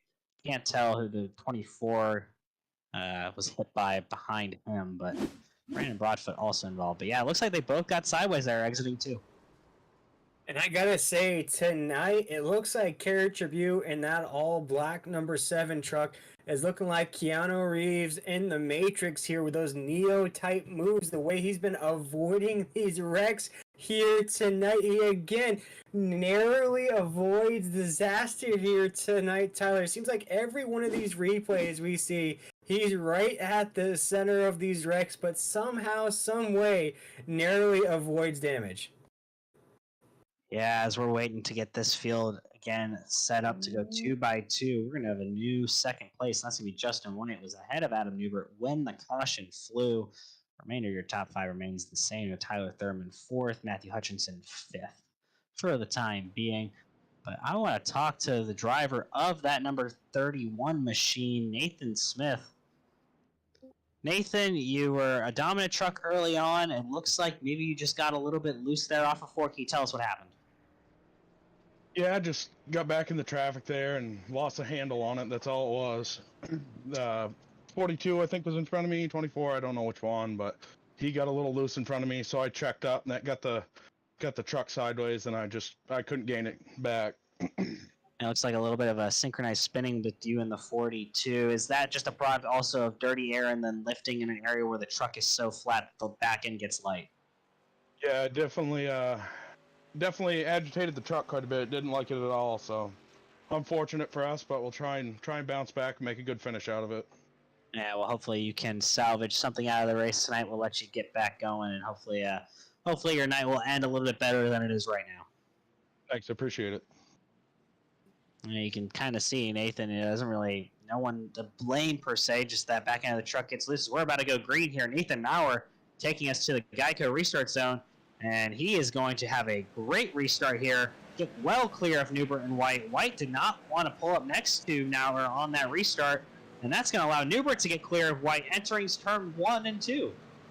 Yeah, right now here as we're back racing here under green in the Pultz Popper 150 here at Phoenix Raceway. As we see a big race for the lead ensuing here, we're locked on to Nathan Smith, who was our interview there during the break. But a big battle ensuing there, Tyler, on the track. Yeah, right now Maurer still holds serve up front. Adam Newbert slots into second. Justin White slots third. Single file for the first, I would say, 5 to 10 drivers as we're trying to get a camera view on our leader, Nathan Maurer, or the battle up here and near the front. But there is a battle right now for 6th, it looks like, between Matthew Hutchinson and Tyler Daniels. Yeah, and you see right now it's a lot more competitive as these laps are ticking down here in the Pultz Popper 150 here. These drivers know that this race is closing to an end here, as this race is going to tick down to 50 to go, to 40 to go, to 30 to go, and then you know the heat is on. It's going to get even more hot here in the desert, as Nathan Maurer has a huge battle on his hands with Adam Newbert right on that back bumper, and Newbert's going to go to the inside here on the corner.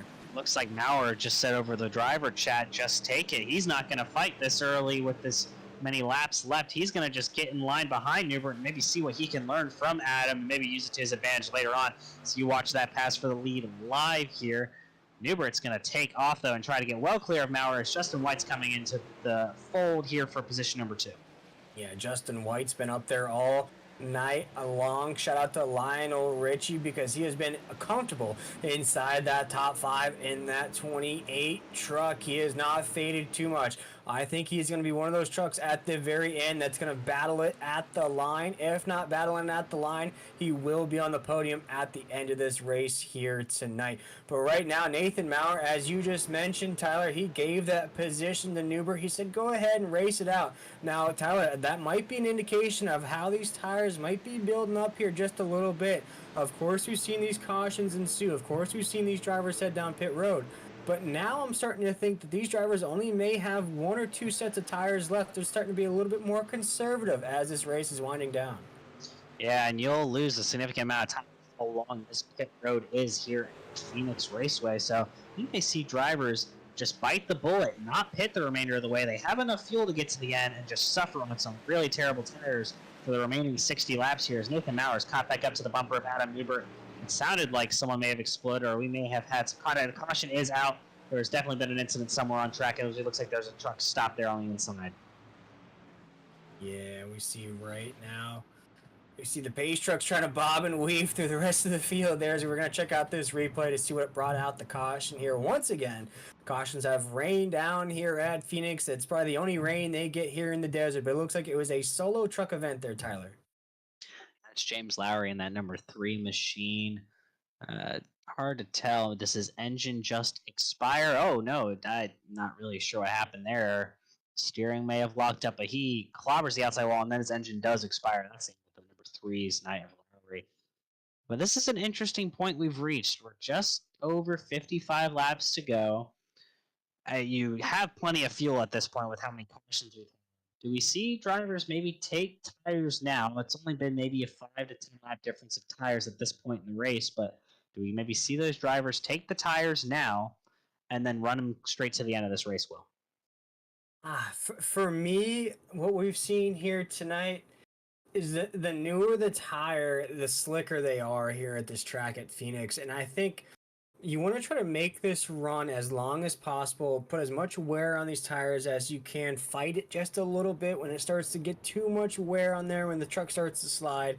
Because I do think as this race ticks down, we're going to see at least a couple cautions here towards the end, which will give some of these drivers that opportunity to get that fresh set on and make it to the end of this race. Now, to push it all the way through without having to take another set, that might be a huge risk, but we've seen big risks pay off here already in this early way through the season, Tyler. So I'm curious to see which drivers do head down pit road and which drivers do stay out. Looks like no one will head down pit road, at least in the top 10 for the time being. I'll give you a quick update on your Pultz Poppers Hard Charger Award, right now being led by Cody Sanderson, who qualified 28th, currently running in 9th. Not a great qualifying effort from the Hoosier Daddy Motorsports number 88 machine of Cody Sanderson, but he is currently your Pultz Poppers Hard Charger Award, again given out to the greatest position differential from qualifying to position finish, but you must put down a qualifying lap. So Tyler Thurman, although started 33rd, not eligible for the award. Neither is Raul Meza, who started 34th and is 11th. He is also not eligible for the award. So right now, Cody Sanderson leads your way in the Pultz Poppers Hard Charger.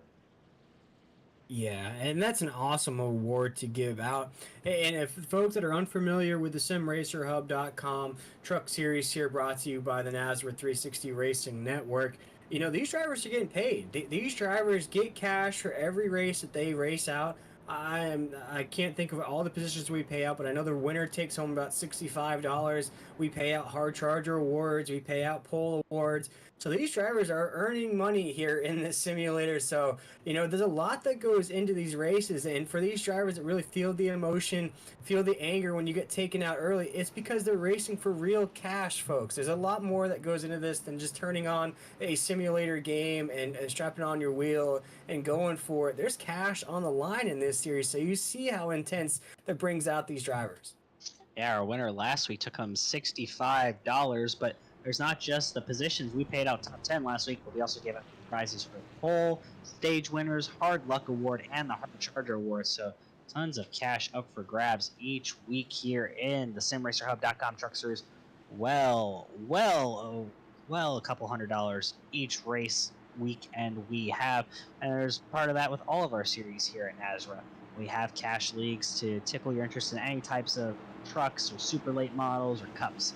As we're about to go green here again, Adam Newbert now your leader. Very confusing here as that happened, but Nathan Maurer now second. I forgot he made the pass there right there, the end before that caution. Nate Maurer, though, he may have some problems as we got Sean Hamilton and Matthew Hutchinson looking to the inside of Justin White here in turns 1 and 2. Yeah, we're 3 wide right there on 1 and 2. It's going to settle down to go 2x2 racing once again. As Adam Newbert, though, we've seen it all night long. Whoever takes that inside on that restart gets shot out of that like a SpaceX rocket. We see it right there out of that Ford machine. Is going to lead the way here under green across the start-finish line down into the dogleg. Yeah, Adam Newbert getting out of there as quickly as he can of the Hornet's nest that is behind him. Nathan Howard, Justin White, Tyler Thurman, Sean Hamilton, and Matthew Hutchinson all jockeying for position near the about a second behind Adam Newbert now as he's opened up a little bit of a gap as Tyler Thurman looks to the inside of Justin White here in 3 and 4. You see right now the battle is ensuing to try to solidify your spot here as the race is ticking down. As Tyler Thurman's going to go to the inside right there. He's going to hold on to that spot on the inside. They're still side by side battling right there. So close. Coming around 1 and 2 down. Around 3 and 4 right now. And it's still side by side, Tyler, down into the corner. Yeah, we've seen those side-by-side battles lead to big wrecks, but right now those two drivers keeping it really clean. Tyler Thurman's going to clear him entering 3 and 4, but Justin White's going to look for a crossover move. No, Thurman's going to drive to the bottom and cut the dog leg bigger than White, but White has a run. He's still going to look to the inside. And a big move out of the 28 truck there. Looked very, very close. But these drivers know exactly what they're doing there on their iRacing simulators. They've been racing like this all night long. Watch out for these two drivers, because as close and as anxiety-ridden this race is going right now, they know exactly how close they can get to one another without wrecking each other right there. But you see Hamilton's back into the mix right there. Last week's winner has worked his way back up through the field after early problems there in that truck. Yeah, he has a little bit of a scrape there on the left side of that 89 HD Motorsports machine. HD Motorsports right now sitting 3rd and 5th, but out front, Adam Newbert was sick with it Motorsports first. Brute Force Motorsports is Nathan Maurer sitting there in 2nd, but tons of battles throughout the field. But right now, up front, those front two are pulling away from the rest of the field, and Adam Newbert still has a sizable lead over Nate Maurer. Yeah, and we've seen it here. If you can get a great restart here when this green flag drops, you can really start to get comfortable there in that open air. And I think what that does, Tyler, it really takes stress off your back. It really allows you to just start hitting your lines competitively instead of getting mixed up here in these groups. You know, we see a lot of these drivers that are past the 4th and 5th position. You start to get entangled with a lot of drivers, go 3 wide, 2x2 racing. And a lot of these drivers we've seen have a lot of speed here tonight. When that happens, you get tangled up in those wrecks down the backstretch. Now, for some of these drivers, we're looking at Justin White and Tyler Thurman here battling for about the 4th position here on the track.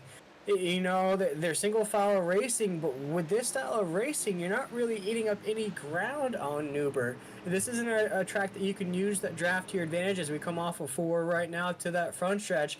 Tyler Thurman still holding on to that position from Justin White. But now, Tyler, we're looking at around 48 laps to go. It's going to take maybe another caution to kind of bunch this field back up to have any other shot to knocking Newbert off the top of that grid, because we saw it last week. Once Hamilton was able to get out in that open air, of course, it's a whole different track, Texas. But these drivers here really know how to hit their lines consecutively and hold on to leads once they get them. I wouldn't say that so quickly here, as that lead went from half a second to 0.2 of a second. That gap has closed significantly. Mauer's doing something right now. Maybe Newbert took his tires a little bit too aggressively here in the first couple laps, and Mauer's going to make him pay in the late run here. We'll have to wait and see if Maurer has enough to actually get by Newbert, but that lead has shrunk drastically. And I think, we talked about it before that caution flag flew. Nathan Maurer essentially just gave this position to Newbert. He said, go ahead and have it here. Have fun with it. Race your lines. Have a little fun up there at the top of the grid. But now we see Nate Maurer now trying to get that lead back. He has the speed in this truck. He's shown it all night long by sweeping the first 2 stages of this race here tonight. He has been by far the fastest truck here. Now he has Newbert back in his sights here. Wanting that number 1 spot back here. Shout out to Ludacris for the top of the grid here as we're coming across this line here on lap 106. And these two drivers that have had frustrating ends to races so far.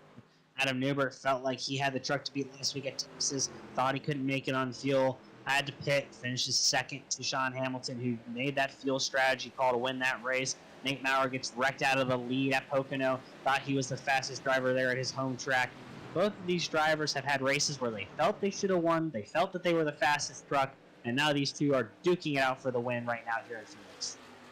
Yeah, and there's a few other drivers there past the lead that have really ran great races here tonight. Of course, we talked about the 89 of Hamilton. Last week's winner at Texas has worked his way back up into the fold here inside the top 5. Finished, that got dicey there with a lap truck, Tyler. And we talked to Maurer after stage 2, and he said lap traffic was going to be a factor. We saw with how Newbert was able to get by White. Lap traffic is a factor, and White's going to have a good run off the corner. Newbert's going to dive to the bottom. Maurer's going to take the long way around and try and carry some speed down here into 1. Yeah, as you see Thurman right there, still holding off the 28 of White right there here on lap 108. See a lot of moving parts past the leaders right there. As you see on your screen, right down that backstretch, you see our leaders of Nate Maurer and right there Newbert. That's an excellent shot coming around that Geico restart zone. But you see on that shot there, Tyler, there's really nobody else in the mix. Of course, you have Tyler Thurman there in the one truck that's trying everything he can to eat up the track to get up into the mix as well. But right now, it's just a 2-horse race there at the top of the grid. Thurman wants those two up front to start battling more aggressively lap after lap. He took about a 1.5 second gap and closed it down to 1 second when they got to that lap truck. But now it's grown back out to 1.2 seconds. Probably will be 1.3 this time around. Thurman, if he wants to be able to challenge for this race win, needs these two drivers to really start pushing each other and start making some mistakes. Yeah, right now it's a lot. Just a 2-horse battle right now with about 41 laps to go here. Racing it down here in the Pultz Poppers 150. It's been Newbert. It's been Maurer at the top of the grid. You see Maurer with a big run down into the corner right there. He might hold this speed around the track, Tyler, as he might be making this move here. He's going to cross this line down to the dog leg. Looks like Nate Maurer has got that speed locked in. But he has tons of time as we are down to 40 laps to go here. That's still about 20 more minutes of green flag racing action if we stay green the rest of the way. Drivers now running about 28.6 second lap times. It's about a second off of our top times of the night. Maybe a little bit more, just depending on who we look at. Yeah, about 1.2 seconds slower than our fastest laps in practice qualifying. But Nate Maurer really has some speed. He's going to close the gap again to Adam Newbert as they are continuing to pull away from Tyler Thurman. Yeah, this doesn't bode well for the rest of the field as these two drivers are locked in sync with one another. It's almost like watching figure skating at the Olympics. If you watch the tandem pair, they hit moves with each other. They hit lines with each other. It's one spin after the other. It's one jump after the other. As you see, Adam Newbert's going to go to the high side. Nathan Maurer's going to go to the high side. They're just going to follow one another around this racetrack and slowly and methodically separate themselves from the rest of the field. I think this is why Nathan Maurer let Adam Newbert go ahead of him there in that Ford truck, because I think Tyler, he knew that he could latch his wagon onto the back of Adam Newbert in that Ford, and they can separate, and that just really makes it a 2-truck race there at the end. Yeah, Justin Lumpkin doing the nice, kind thing again, completely out of the way of the two leaders, even though one of them is his teammate, not going to meddle in that race at all. Respectful here, Lumpkin. Cody not here, running the high line, a little bit of a block, not an intentional block, obviously, but Newbert and Maurer are going to have a weird entry into 1 and 2, but they're going to get through it, and now that knot machine is between Tyler Thurman and Nate Maurer, but there's a little bit of a gap growing there between Newbert and Maurer. Yeah, and you see it right there now, separating just a little bit. Not the craziest of gaps, but as you mentioned, though, Tyler, as these lap trucks now come into more of an effect here, as we're on lap 115, coming around the dogleg down to corners number 1 and 2, it's going to make it a little bit harder now to keep pace with the leader. If Adam Newbert can really start to use these lap cars as quote-unquote blockers here as these laps start to tick down, it's going to make this race a lot more difficult. It's going to change the landscape of this race because Newbert knows that the more trucks he can put behind him, the more draft that he can inadvertently use off those trucks to push him along. And I think for Nathan Maurer, you just got to really hold on. You got to throw those lines out there. You got to watch the Ford truck, watch the lines that he's running, and you see he's right back on the back bumper of that truck right now. He's doing everything he can to keep pace. Yeah, it looks like Maurer's able to close the gap going around that Charles Keller number 99 machine. Newbert didn't have the best entry into 1 and 2, but Maurer was able to still have that wide entry. He regained some speed. He's closed right back up to about a truck and a half length between him and the leader as we are coming down to less than 35 to go. And Tyler Thurman is almost completely out of the picture. He's 2.5 seconds back, battling with John Hamilton and Justin White for third. When you see the speed coming out of the 971 of Nathan Maurer, you see it right there. He almost had to hit the brakes with the run that he had right there on the corner. And you see this speed building up out of that 971. He is inching his way to the back bumper of Newbert with that little bit of a brake check there. He has lost a little bit of that momentum he had there, Tyler, but he's got that 4 locked in. I almost like to think of Darth Vader in that TIE fighter. He has Luke Skywalker in his sights. He is ready to go, and he's thinking about going to the inside here. He's not going to have enough, though. He's going to follow right back in as this lead in this battle is just starting to brew here as we're counting the laps down here in the Pultz Popper 150. Dear Adam Newbert, you have to drive out of your mirror, but at the same time, you don't have to drive out of your mirror because you need to just run your fastest line without destroying that right front tire. Because if he beats that right front tire up too soon, there's still over 30 laps to go in this race. Maurer can collapse. But Maurer at the same time has to worry about being running right in Newbert's tracks because he's going to also tear up that right front by not getting enough clean air. Maurer had to take a weird entry there because of the lap truck of Brett Wilvers, and that's going to hurt him off of number 3 and 4. Adam Newbert's going to open up that lead to about 3 to 4 truck lengths now. And Tyler, I got a quick question for you here with about 31 laps to go. We didn't see any drivers head down there, or we may have there on the last yellow flag. Will these drivers have to head down pit road one more time, or are we all done with pit stops here? We are done with pit stops regarding fuel, but if these drivers think that tires matter so much, we may see some pit stops here soon. I mean, we are well over 30 laps now into this run. It's big lap traffic. Keller is going to get split by Maurer. Maurer's going to split Keller and Broadfoot. That was tight there, as they're all now on the lap truck of Jason Morales. Lap traffic getting more and more of a factor as this race plays out here with now 30 to go. Yeah, these two drivers, though, 1-2 on the grid, are laser focused to the finish of this race. We've seen them. You've seen Adam Neuber inside the top 10, top 5 all night. You see Nathan Maurer work his way up there as well. These two drivers have just been ultra focused here tonight. Nothing but a race victory will be happiness for them here at Phoenix for both these drivers. I think when we get the chance to talk with either one of them, if this finish holds here tonight, I think whoever finishes second, although we'll get paid, although we'll have a great finish here tonight at Phoenix, will be extremely disappointed without a race victory. Meanwhile, the battle for third is between HD Motorsports teammates of Tyler Thurman and Sean Hamilton. Tyler Thurman holding a couple truck length lead over Hamilton. They have left Justin White seemingly behind as of now. He's dropped down to fifth. Matthew Hutchinson 6th. Steve Wayne 7th. Tyler Daniels 8th. Nathan Smith, after dominating the first 20 laps, getting involved in that wreck, suffering some damage, he's now 9th. And Kerry Tribune sitting in 10th. That's a quick rundown of your top 10. But still out front, it's Adam Newbert, number 1. Nathan Maurer, number 2. It's about 4.5 truck lengths now between the two of them as that gap's starting to grow, as they're trying to get around that number 51 of Brian Shea.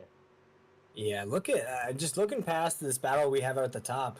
I'm really impressed. I mentioned the last caution that flew of Kerry Tribune in that 7, avoiding all the wrecks here tonight. He really ran the tail end of the pack there throughout tonight's event, but the way that he's avoided all those wrecks, the matrix moves he's pulled off, is now running inside the top 10 in that 7 truck. And what a way to really make a lemonade out of lemons here tonight. You know, really not having the best truck, not really having the best lines here. Might even scrape out a top 10 finish here at Phoenix. And that really continues on a race or a season of really great runs. Out Kerry, of course, was tagged up, and I believe in one of the 2 races we've had here. But Kerry Tribune, I think, might be one of those sleeper trucks. Maybe not here tonight, but as this season rolls on. But right now, we have quite the battle still brewing here. Tyler, this battle has been going on, I'd say, for about the last 15 to 20 laps. They are lockstep with one another. They are not letting each other out of their sights. As you mentioned, Adam Newbert is probably mirror racing just a little bit. Keep an eye out for that 971. But as you said, Tyler, he can't do that too much here with 25 laps to go. 25, it'll be 24 this time. But getting back to Kerry Tribune, he had a very good performance at Speed Weeks in Daytona, but right now he's sitting on the outside of that points. He's looking to be about 18th in points, 3 points behind Brandon Broadfoot, but Brandon Broadfoot's had a rough night tonight so far. Tribune should leapfrog him, should leapfrog Bill Hales, and really he's only going to lose ground to the 14th point position of Nathan Maurer and the 15-point position of Adam Newbert, who are both running 1-2 right now. So those two will definitely build a points lead over that playoff position of number 16. Yeah, and there's a lot to look for, even though it's very early in this season. You know, Tyler touched on it, folks at home, that, you know, we got a 10-race regular season, and then we cut it off for the playoffs. So even though we're only 4 races into the season here, we're about to hit the halfway mark next week in the regular season. And as we start to creep up towards that cut line, I think that the anxiety is going to start to build in some of these cockpits of these trucks here, race in and race out. But these two drivers that are low end of the points table right now are the 2 best trucks out here at Phoenix. There has been nobody out here that has come close to the speed of these 2 trucks, and you don't even see Tyler Thurman into the picture anymore. They're just putting more lapped cars in between them. And you see Nathan Maurer is going to get a little sideways there on the exit of 2. Might be that tire wear issue we were talking about there. Yeah, I would like to make a quick correction. We have 10 laps, or 10 races left in the season, so 14 race regular season. Still have 10 races to go. Next week at Michigan, then we'll go to Bristol, and then we'll go to Darlington to round out before the holiday break. We'll be off for a few weeks, and then we'll be back at it for some Monday night action after the new year. But we have 3 more races left in 2022, part of this regular season, that should get us to the halfway point of the regular season before Christmas break. But Nathan Maurer, every time he seems to lose some ground, he gains it right back. He's back within 1 truck length of that leader, Adam Newbert. And Adam Newbert is trying everything right now he can to keep Nathan Maurer behind him as we have 20 laps to go, Will.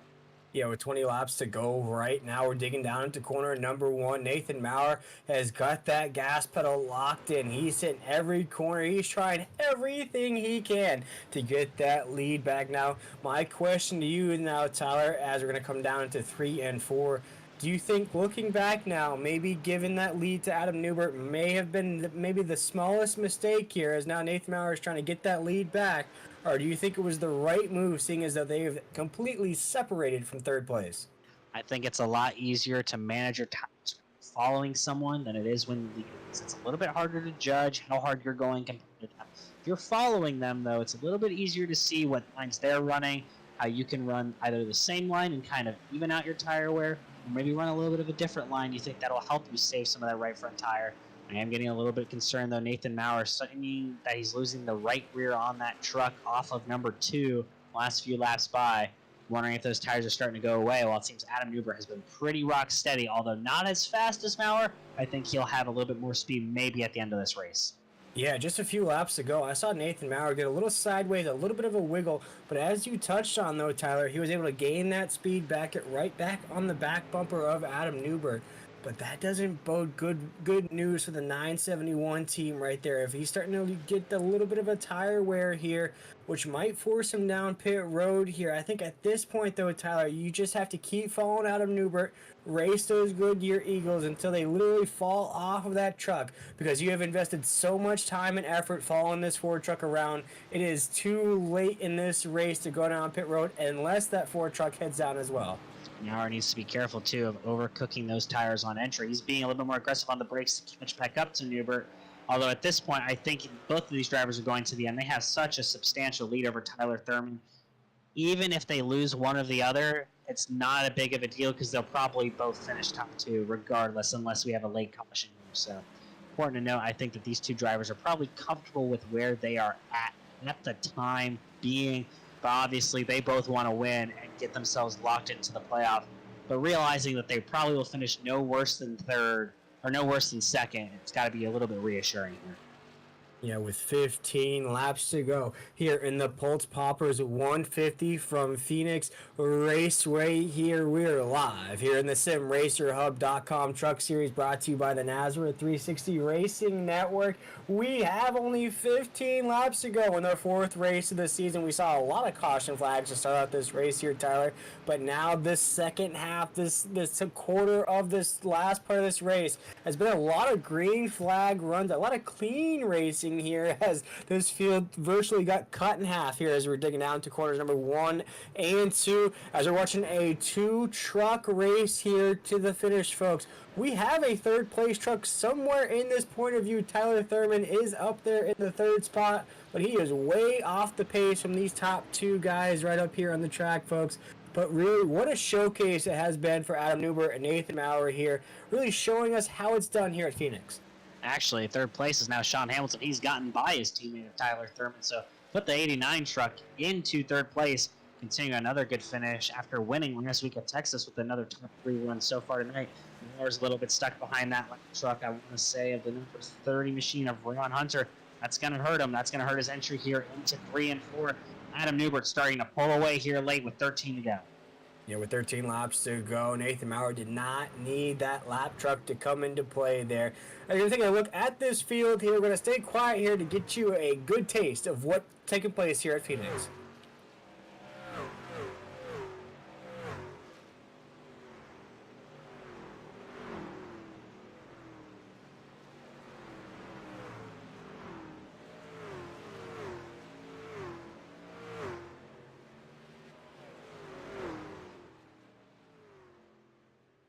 And a great look at that Cactus Christmas right there. It is bright green because we have been green flag racing now, Tyler, for a good portion of this run now. It seems like this last 70 laps or so have been the longest green flag run we've had all night long, as it's been dominated from Adam Newbert in that Ford truck and Nathan Maurer running 1 and 2 right here. But it looks like, though, Tyler, you've touched on it a few times, Nathan Maurer seems to be losing just a little bit of a step here as we count these laps down.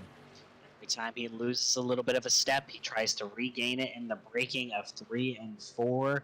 I'm thinking maybe he should have taken an alternative approach, maybe backed up his corners earlier in the run, kind of just focused on exits, saving some right front tire, maybe have a slower middle entry of the corner, and focus on drive off. But I think it's going to hurt here late as he's trying to be more and more aggressive, trying to catch that number 4 of Adam Newbert.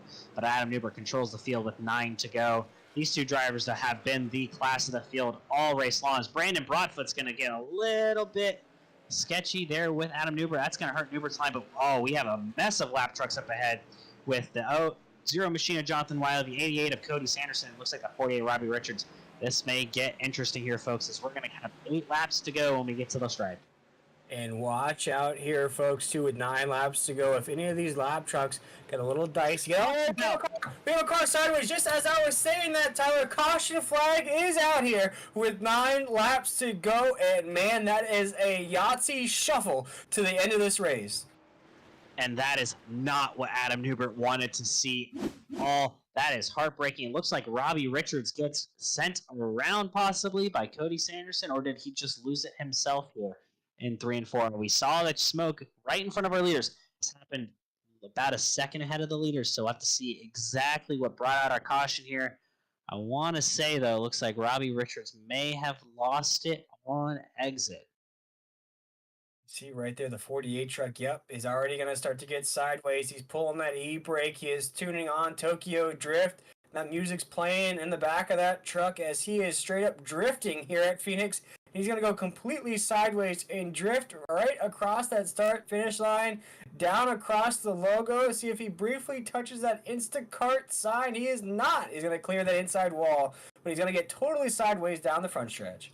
And now here comes the decision of the night. Do these leaders pit? Adam Newbert looking right now like he may take his truck down pit road.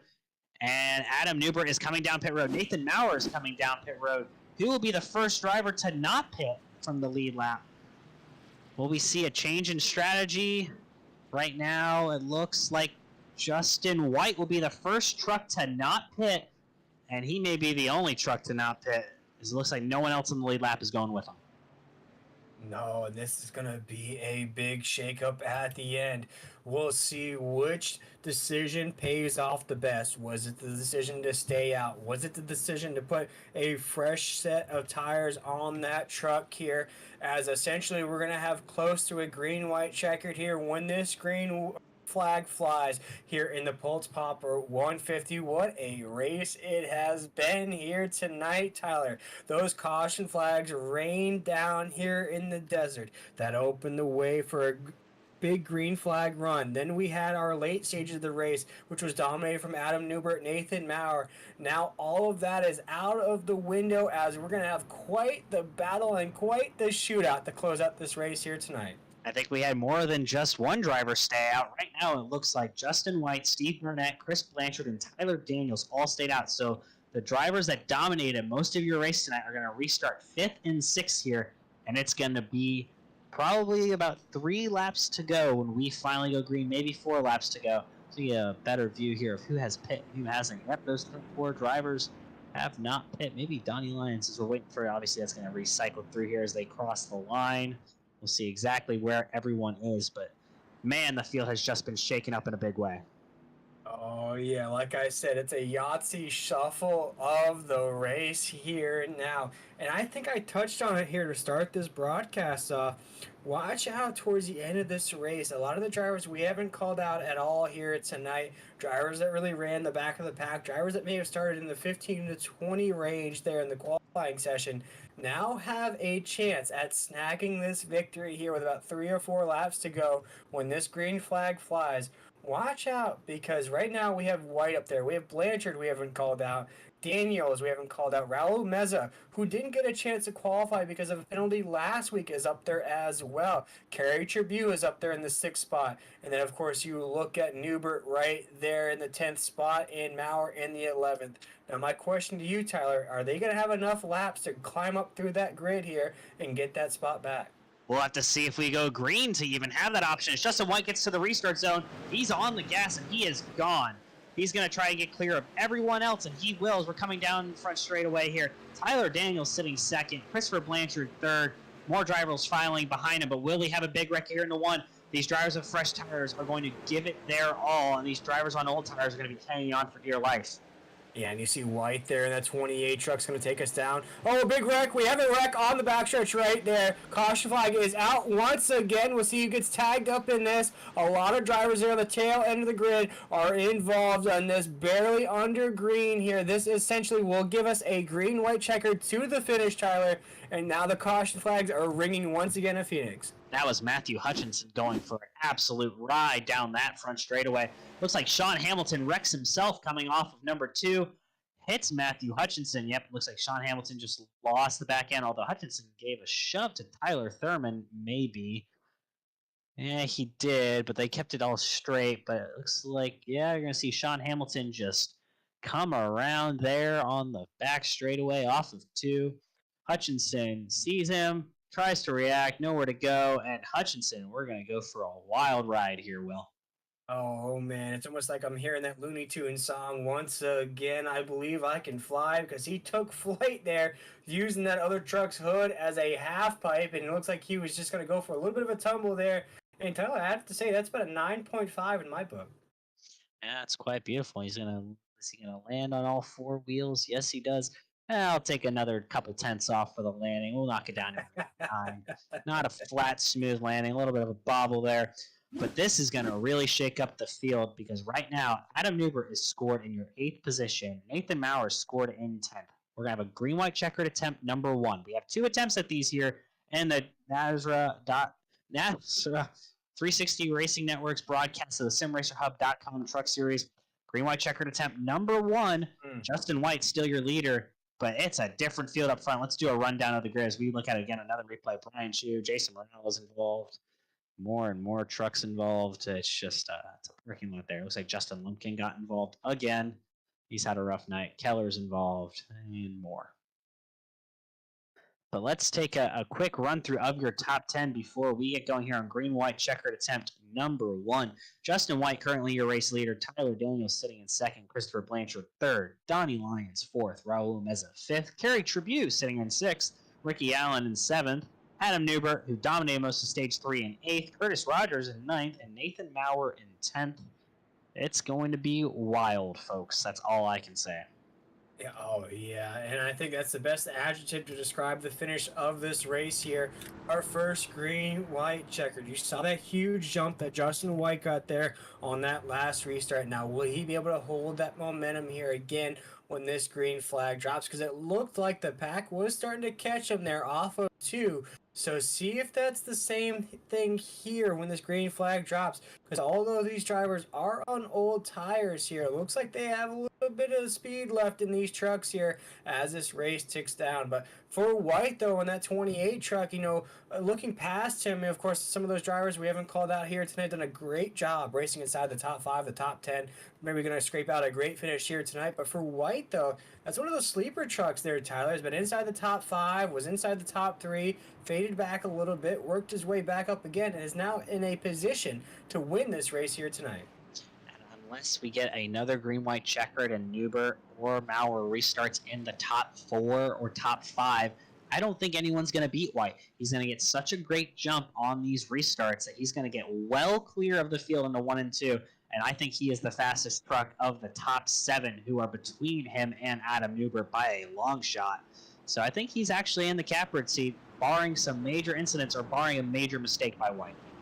Here we go, ladies and gentlemen, as you see White in that 28 truck is going to slowly and methodically cruise through that Geico restart zone. He knows what's on the line here. He knows he's in the best spot to win the race here. And that 28 truck, Tyler just touched on it. He's been one of the fastest trucks here tonight. See if he gets one of those SpaceX rocket restarts here as we cruise through this Geico restart zone. He's going to get a big jump. Tyler Daniels wasn't able to keep pace on the outside. Blanchard's going to rocket up to 2nd. These drivers got to figure out fast how he's going to get to the front. But White's going to have a massive lead entering 1 and 2 this time. As we're going to come around through 1 and 2, hopefully for the second to last time tonight. But we'll have to wait and see. As we saw a couple fans were saying, cautions breed cautions. Adam Newbert, though, stuck in the pack. Nowhere for him to go. He's going to make a bold move off of 2. They're going to come to 3 and 4. Will White get to the white flag? We're looking this time. Will we get the white flag? Almost to the line. Justin White sees the white flag. This race is official. Yeah, Mr. White Heisenberg himself. And that 28 truck's going to take us around 1 and 2. You see the rest of the field. There goes Adam Newbert in that 4. He is trying to get back up to the lead. Not going to be enough, though, as we come off of 3 and 4. Down this backstretch, right into the entry of 3. Still going to be Mr. White himself. And that 28 is going to take us around 3 and 4 as our race leader. Justin White makes the strategy call pay off, and he's going to win the Pultz Poppers 150 here at Phoenix Raceway. Tyler Daniels finishes 2nd, Christopher Blanchard 3rd, and an absolute upset of a top 3 after a race we saw dominated by Adam Newbert, Nathan Maurer, and Nathan Smith. It's Justin White in that 28 machine who comes out on top when it matters, and an amazing finish for the Pultz Poppers 150. What a great finish it was. Justin White with that bold strategy, just like the average Joe's dodgeball team with their bold strategy. It paid off for them. It pays off for Justin White here tonight. And that 28 truck, he put himself in the best spot to win tonight's race. He saw Adam Newbert battling out. He saw Nathan Maurer battling out. All night long, he said, go ahead and head down pit road. I'm going to stay out. I'm going to win the race here tonight. And he did exactly that. And that gives us our 4th different winner here in the SimRacerHub.com Truck Series. Yeah, Justin White does exactly what he needs to do to put his truck in victory lane and help that he had several others behind him also stay out there to end that caution that bred to these late race restarts. If he doesn't have anyone else out there with him, I don't think he's able to hold off Adam Newbert and Nathan Maurer, but he's going to do a backwards victory lap here. I don't know what this is. What's the opposite of a Polish victory lap? Not really sure, but he's going to go backwards around the track in the right direction, Justin White here, celebrating his victory here at Phoenix. Yeah, and what a race victory it was for Justin White. And as you said, a little bit of an upset of that top 3. You saw Adam Newbert trying to work up through the grid as fast as he could there in that 4 truck. I think he's going to finish just outside of the podium, though. Hats off to Adam Newbert, though, and Nathan Maurer for running wonderful races here tonight, really showing us how it's done here. But Justin White, though, I spoke about it to start this broadcast off. It may not be the drivers we call out a lot here tonight. Of course, Justin was in the mix throughout tonight's race, made that strategy call there at the very end not to head down pit road. And for a lot of these other drivers that are going to finish inside the top 5, really, I don't want to say low-end drivers. I guess that's a bad way to put it there, Tyler. But drivers that really ran the low end of the grid here tonight, middle end of the grid, are going to come out of Phoenix with a great finish here heading to next week's race. Yeah, but all 3 of those drivers qualified 9th, 10th, and 11th. I mean, White qualified 11th, Daniels qualified 9th, Blanchard qualified 10th. They had speed, but it was a strategy call. We said tires may be a factor tonight. Well, it was kind of the opposite of tires being a factor. It was not taking tires being the factor. When you have enough people with you not taking tires, that's a huge advantage for you. But we're going to try and get to post-race interviews. I would just like to quickly shout out Curtis Rogers. I believe he will be your Pultz Poppers Hard Charger Award. Started 29th. He finishes P11 of drivers who qualify. Now Justin White, a more traditional burnout here. But we're going to first talk to our 3rd place finisher of Christopher Blanchard. Christopher, you come home 3rd. What was the strategy call that got yourself into position to have a podium finish here tonight? Well, I did not take tires until the end of stage 2. So I ran 70 laps, so I'd know how my tires were. So when the last caution came out, I took 2 tires on the right side, and I was a little nervous because the left sides wore a lot more than they did in the first half of the race, but it panned out. Yeah. This is my first ever podium finish. Well, and it's a huge one for you, Christopher. Great points finish tonight, puts you in a good position moving forward throughout the rest of the season. And a nice finish up front means you're going to get a little bit of extra cash in your pocket at the end of the night. So awesome to see that 14 truck up there. That's a good thing. Being the flag bearer for Warrior Racing Esports tonight, what was it like talking with your teammates throughout the race? I know that Cody Knott got in some trouble early on with the wreck. Brandon Bullock wrecked out as well. Raul Meza had to start the back due to no qualifying effort. What was the conversations like with you guys? I'm kind of quiet in the Discord, so I just listen and pay attention to the race. But they definitely did not like tonight's race. Yeah, well, definitely a challenging race for a lot of drivers, Chris. But before we let you go, is there anyone you'd like to thank? Cody Knott, Warrior Wraps, they brought me on this season, gave me the paint scheme, so it's nice to be the bearer of that. The truck looks pretty good, and it's starting to come to the front. And well, again, congrats on your podium finish tonight, Chris, and wish you your very best moving forward throughout the season, the SimRacerHub.com Truck Series. Thank you, guys. Keep up the good work. Thank you, Chris. As now we're going to be joined by our second place finisher, Tyler Daniels. Tyler Daniels for BP Racing for Autism. An absolute great finish here tonight. Second place here at Phoenix. That strategy call played in your hands perfectly there at the end. All you had to do was hold them off. Yeah, it was a great strategy. I was just getting tires and just hoping for the best. And if it wasn't for the caution, I would have fished like first place and play it well. But I want to thank some Tyler Daniels Racing, old farmers computers, and Eric Zimmerman for letting me get me another chance, and my family, my friends, everyone who put this together. So it was pretty good. Yeah, and another and McConey setup shop as well. Yeah, and another great finish for BP Racing for Autism, really coming into their own this season in the SimRacer.com Truck Series. What does it mean to you to be able to, bear the flag of BP Racing for Autism, and what does it mean to be able to get that truck up front in the podium positions? It's kind of confusing, but I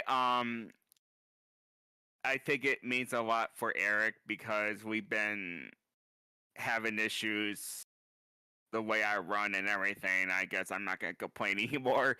But yeah, it was and I think I wanna, it's been I guess I'm happy to do whatever for the raise the foundation, the raise for the autism thing, and the BP stuff and the old farms computers, and for the charity that or foundation or donation that Eric is doing. So I'm pretty thankful for everything. So it's pretty good. Well, before we let you go, Tyler, is there anyone else you'd like to thank? Just everyone who just my family, friends, Tower Daniels Racing, BP Racing for Autism or with Autism, and Eric Zaman, everybody from my team and the sponsors and everything. I used to suck so badly and fix that up. I just don't know how difficult it was, and now I can play well game now, so it's pretty good. Well, we appreciate your time, Tyler, and again, congratulations on the finish. Thank you so much. And now we're going to be joined by the race winner, the guy who made the call to get himself to the front and stay out front, Justin White, that 28 machine in victory lane. Justin, we were all saying, Will and I were talking about when we were coming to that caution with about 7 to go, who was going to stay out, who was going to make that bold decision. You did, and it paid off. Yeah, my spotter came in. One of my buddies, he come in and he goes, "We got down. I think he was there about 40 laps before that caution came out." And he goes, "We were debating." He goes, "Do you want to win or do you want to finish top 10?" I said, "I want to win." He goes, and then this is right as we're coming to pit road. He goes, "Stay out." And I questioned him, like, "Are you sure?" But he goes, "Once you take off in that restart box, there's going to be a caution. And then when that caution happens, you just get too far of a run and it ain't going to matter." And sure enough, he was right. Josh had a call that he said, "Just drive the wheels off of it. You can do what you can do. If they catch you, they catch you, but I don't think they will." So that's what we did. I drove it high into one and just got those run off 2 corners. And at that point, it was, lights out. And I basically stole the win because I was struggling, trying to keep up with Nate and Adam. Those guys were just absolutely, they took off. And then, of course, I got caught in some lap traffic who couldn't decide if they were going to run high or low or just get out of the way. And I think I thought I nosed the truck into the wall, but it was actually just the right rear put in the wall. So kept there on the front of the truck, and we come out with a win. Yeah, well, Justin, I mean, we saw you up near the front most of the second stage. You ran really well, consistently top 5.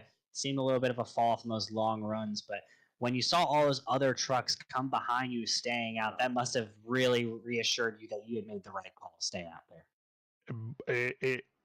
To me, it did, because I knew if I got a little bit of a buffer, it's hard to pass here. This is basically a one lane track if you're on older tires. So newer tires take a lap or 2 to warm up, and like I said, I trusted Josh. You know, he's won several races doing calls like this, and he made the right call. And I contribute most of this win to his call on pit road. Well, again, awesome call by your spotter / crew chief there. But I got to ask you one small question. What do we call that backwards victory lap celebration? It's not a Polish victory lap since you're going the right way around the track, just backwards. And is there anyone you'd like to thank that makes this happen for you? This is just something I wanted to do that was different than everybody else ever likes to get up there and just burn it down. So just one of those things. I think Alan Kowicki did it. I think he just called it, I'm just unwinding the car is what he said, going around that direction. So, that's just what I like. That victory celebration is just unique to me. I want to thank Nate Maurer for, and my teammates, Nate and Adam and all the guys at Mission 1 over there. They help make me faster each week, can encourage me, push me along, brute force those guys. Definitely keep me pushing SimBox for Doug over there for hooking me up with my complete SimBox setup. You guys need a SimBox, go to SimBox PC, go see him. I want to thank Grinds. They help me kick tobacco, chewing tobacco. Their coffee pouches, getgrinds.com, and they'll hook you up and get you off that tobacco and get you right on the right path. And then thanks to Doobie Energy for the sponsorship as well. And then thank you guys for broadcasting and all the league sponsors, especially Sim Racer Hub and whatnot. Appreciate those guys coming on board. Well, again, we want to say congrats to you getting that victory, getting that 28 truck, and she's a pretty one, into victory lane tonight. Go enjoy that win, and you'll be getting a nice payday this week. Cover maybe a nice dinner out. Yes, sir. Absolutely. Appreciate you guys. Thank you. Thank you, Mr. White. And again, congrats to Justin White, that 20-minute machine, bringing home the victory tonight. But Will, Mister, where did he come from with that strategy call? Woof! And like I mentioned at the end of that race, bold strategies pay off. We've seen it throughout. We saw it last week too with Hamilton, who won in the '89 truck. He had a bold strategy there at the end, ended up winning the race by 11 seconds.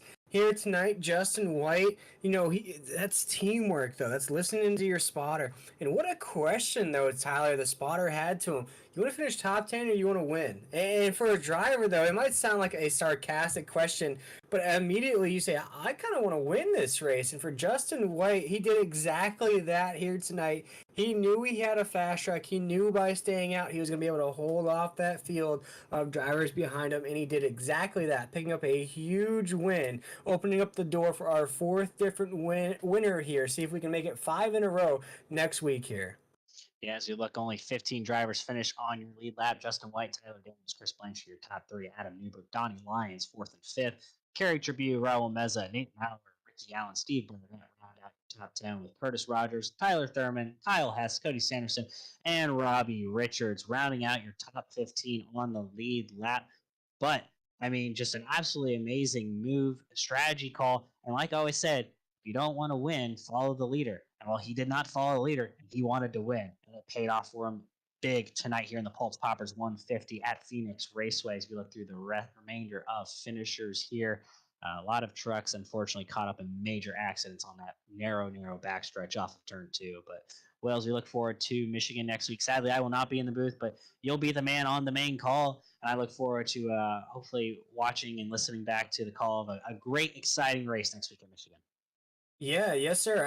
Like you said to start off this broadcast here, the drivers have really gone through the gauntlet here, 4 races in.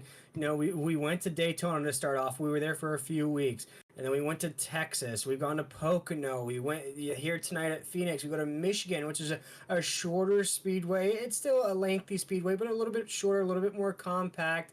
and we go to Bristol next week as well. So a lot of these drivers that might be getting comfortable, might be getting a little bit confident, are now going to have to get through the hurdle. That is Michigan, a track that not everybody is familiar with per se. It's a little bit of a tricky course there. But then if you have another rough week there at Michigan, you're going to head to Bristol the following week. And we already know how competitive and how aggressive the driving has been throughout the first 4 weeks of the season. I can only wait. I'm not looking past Michigan, but Bristol I know is going to be one heck of a race as well. Yeah, and that'll be my first race back in the booth after a 1 week hiatus. And then we have Darlington before we enter the holiday break. So we just want to say thank you, everyone, for tuning into the NASRA 360 Racing Network's broadcast tonight of the Pultz Poppers 150 from Phoenix Raceway. I'm Tyler Dittmer in the booth, as always, with Will Tiller, Adam Flieger on the jockey, our producer jockey tonight. We want to say thank you all and good night.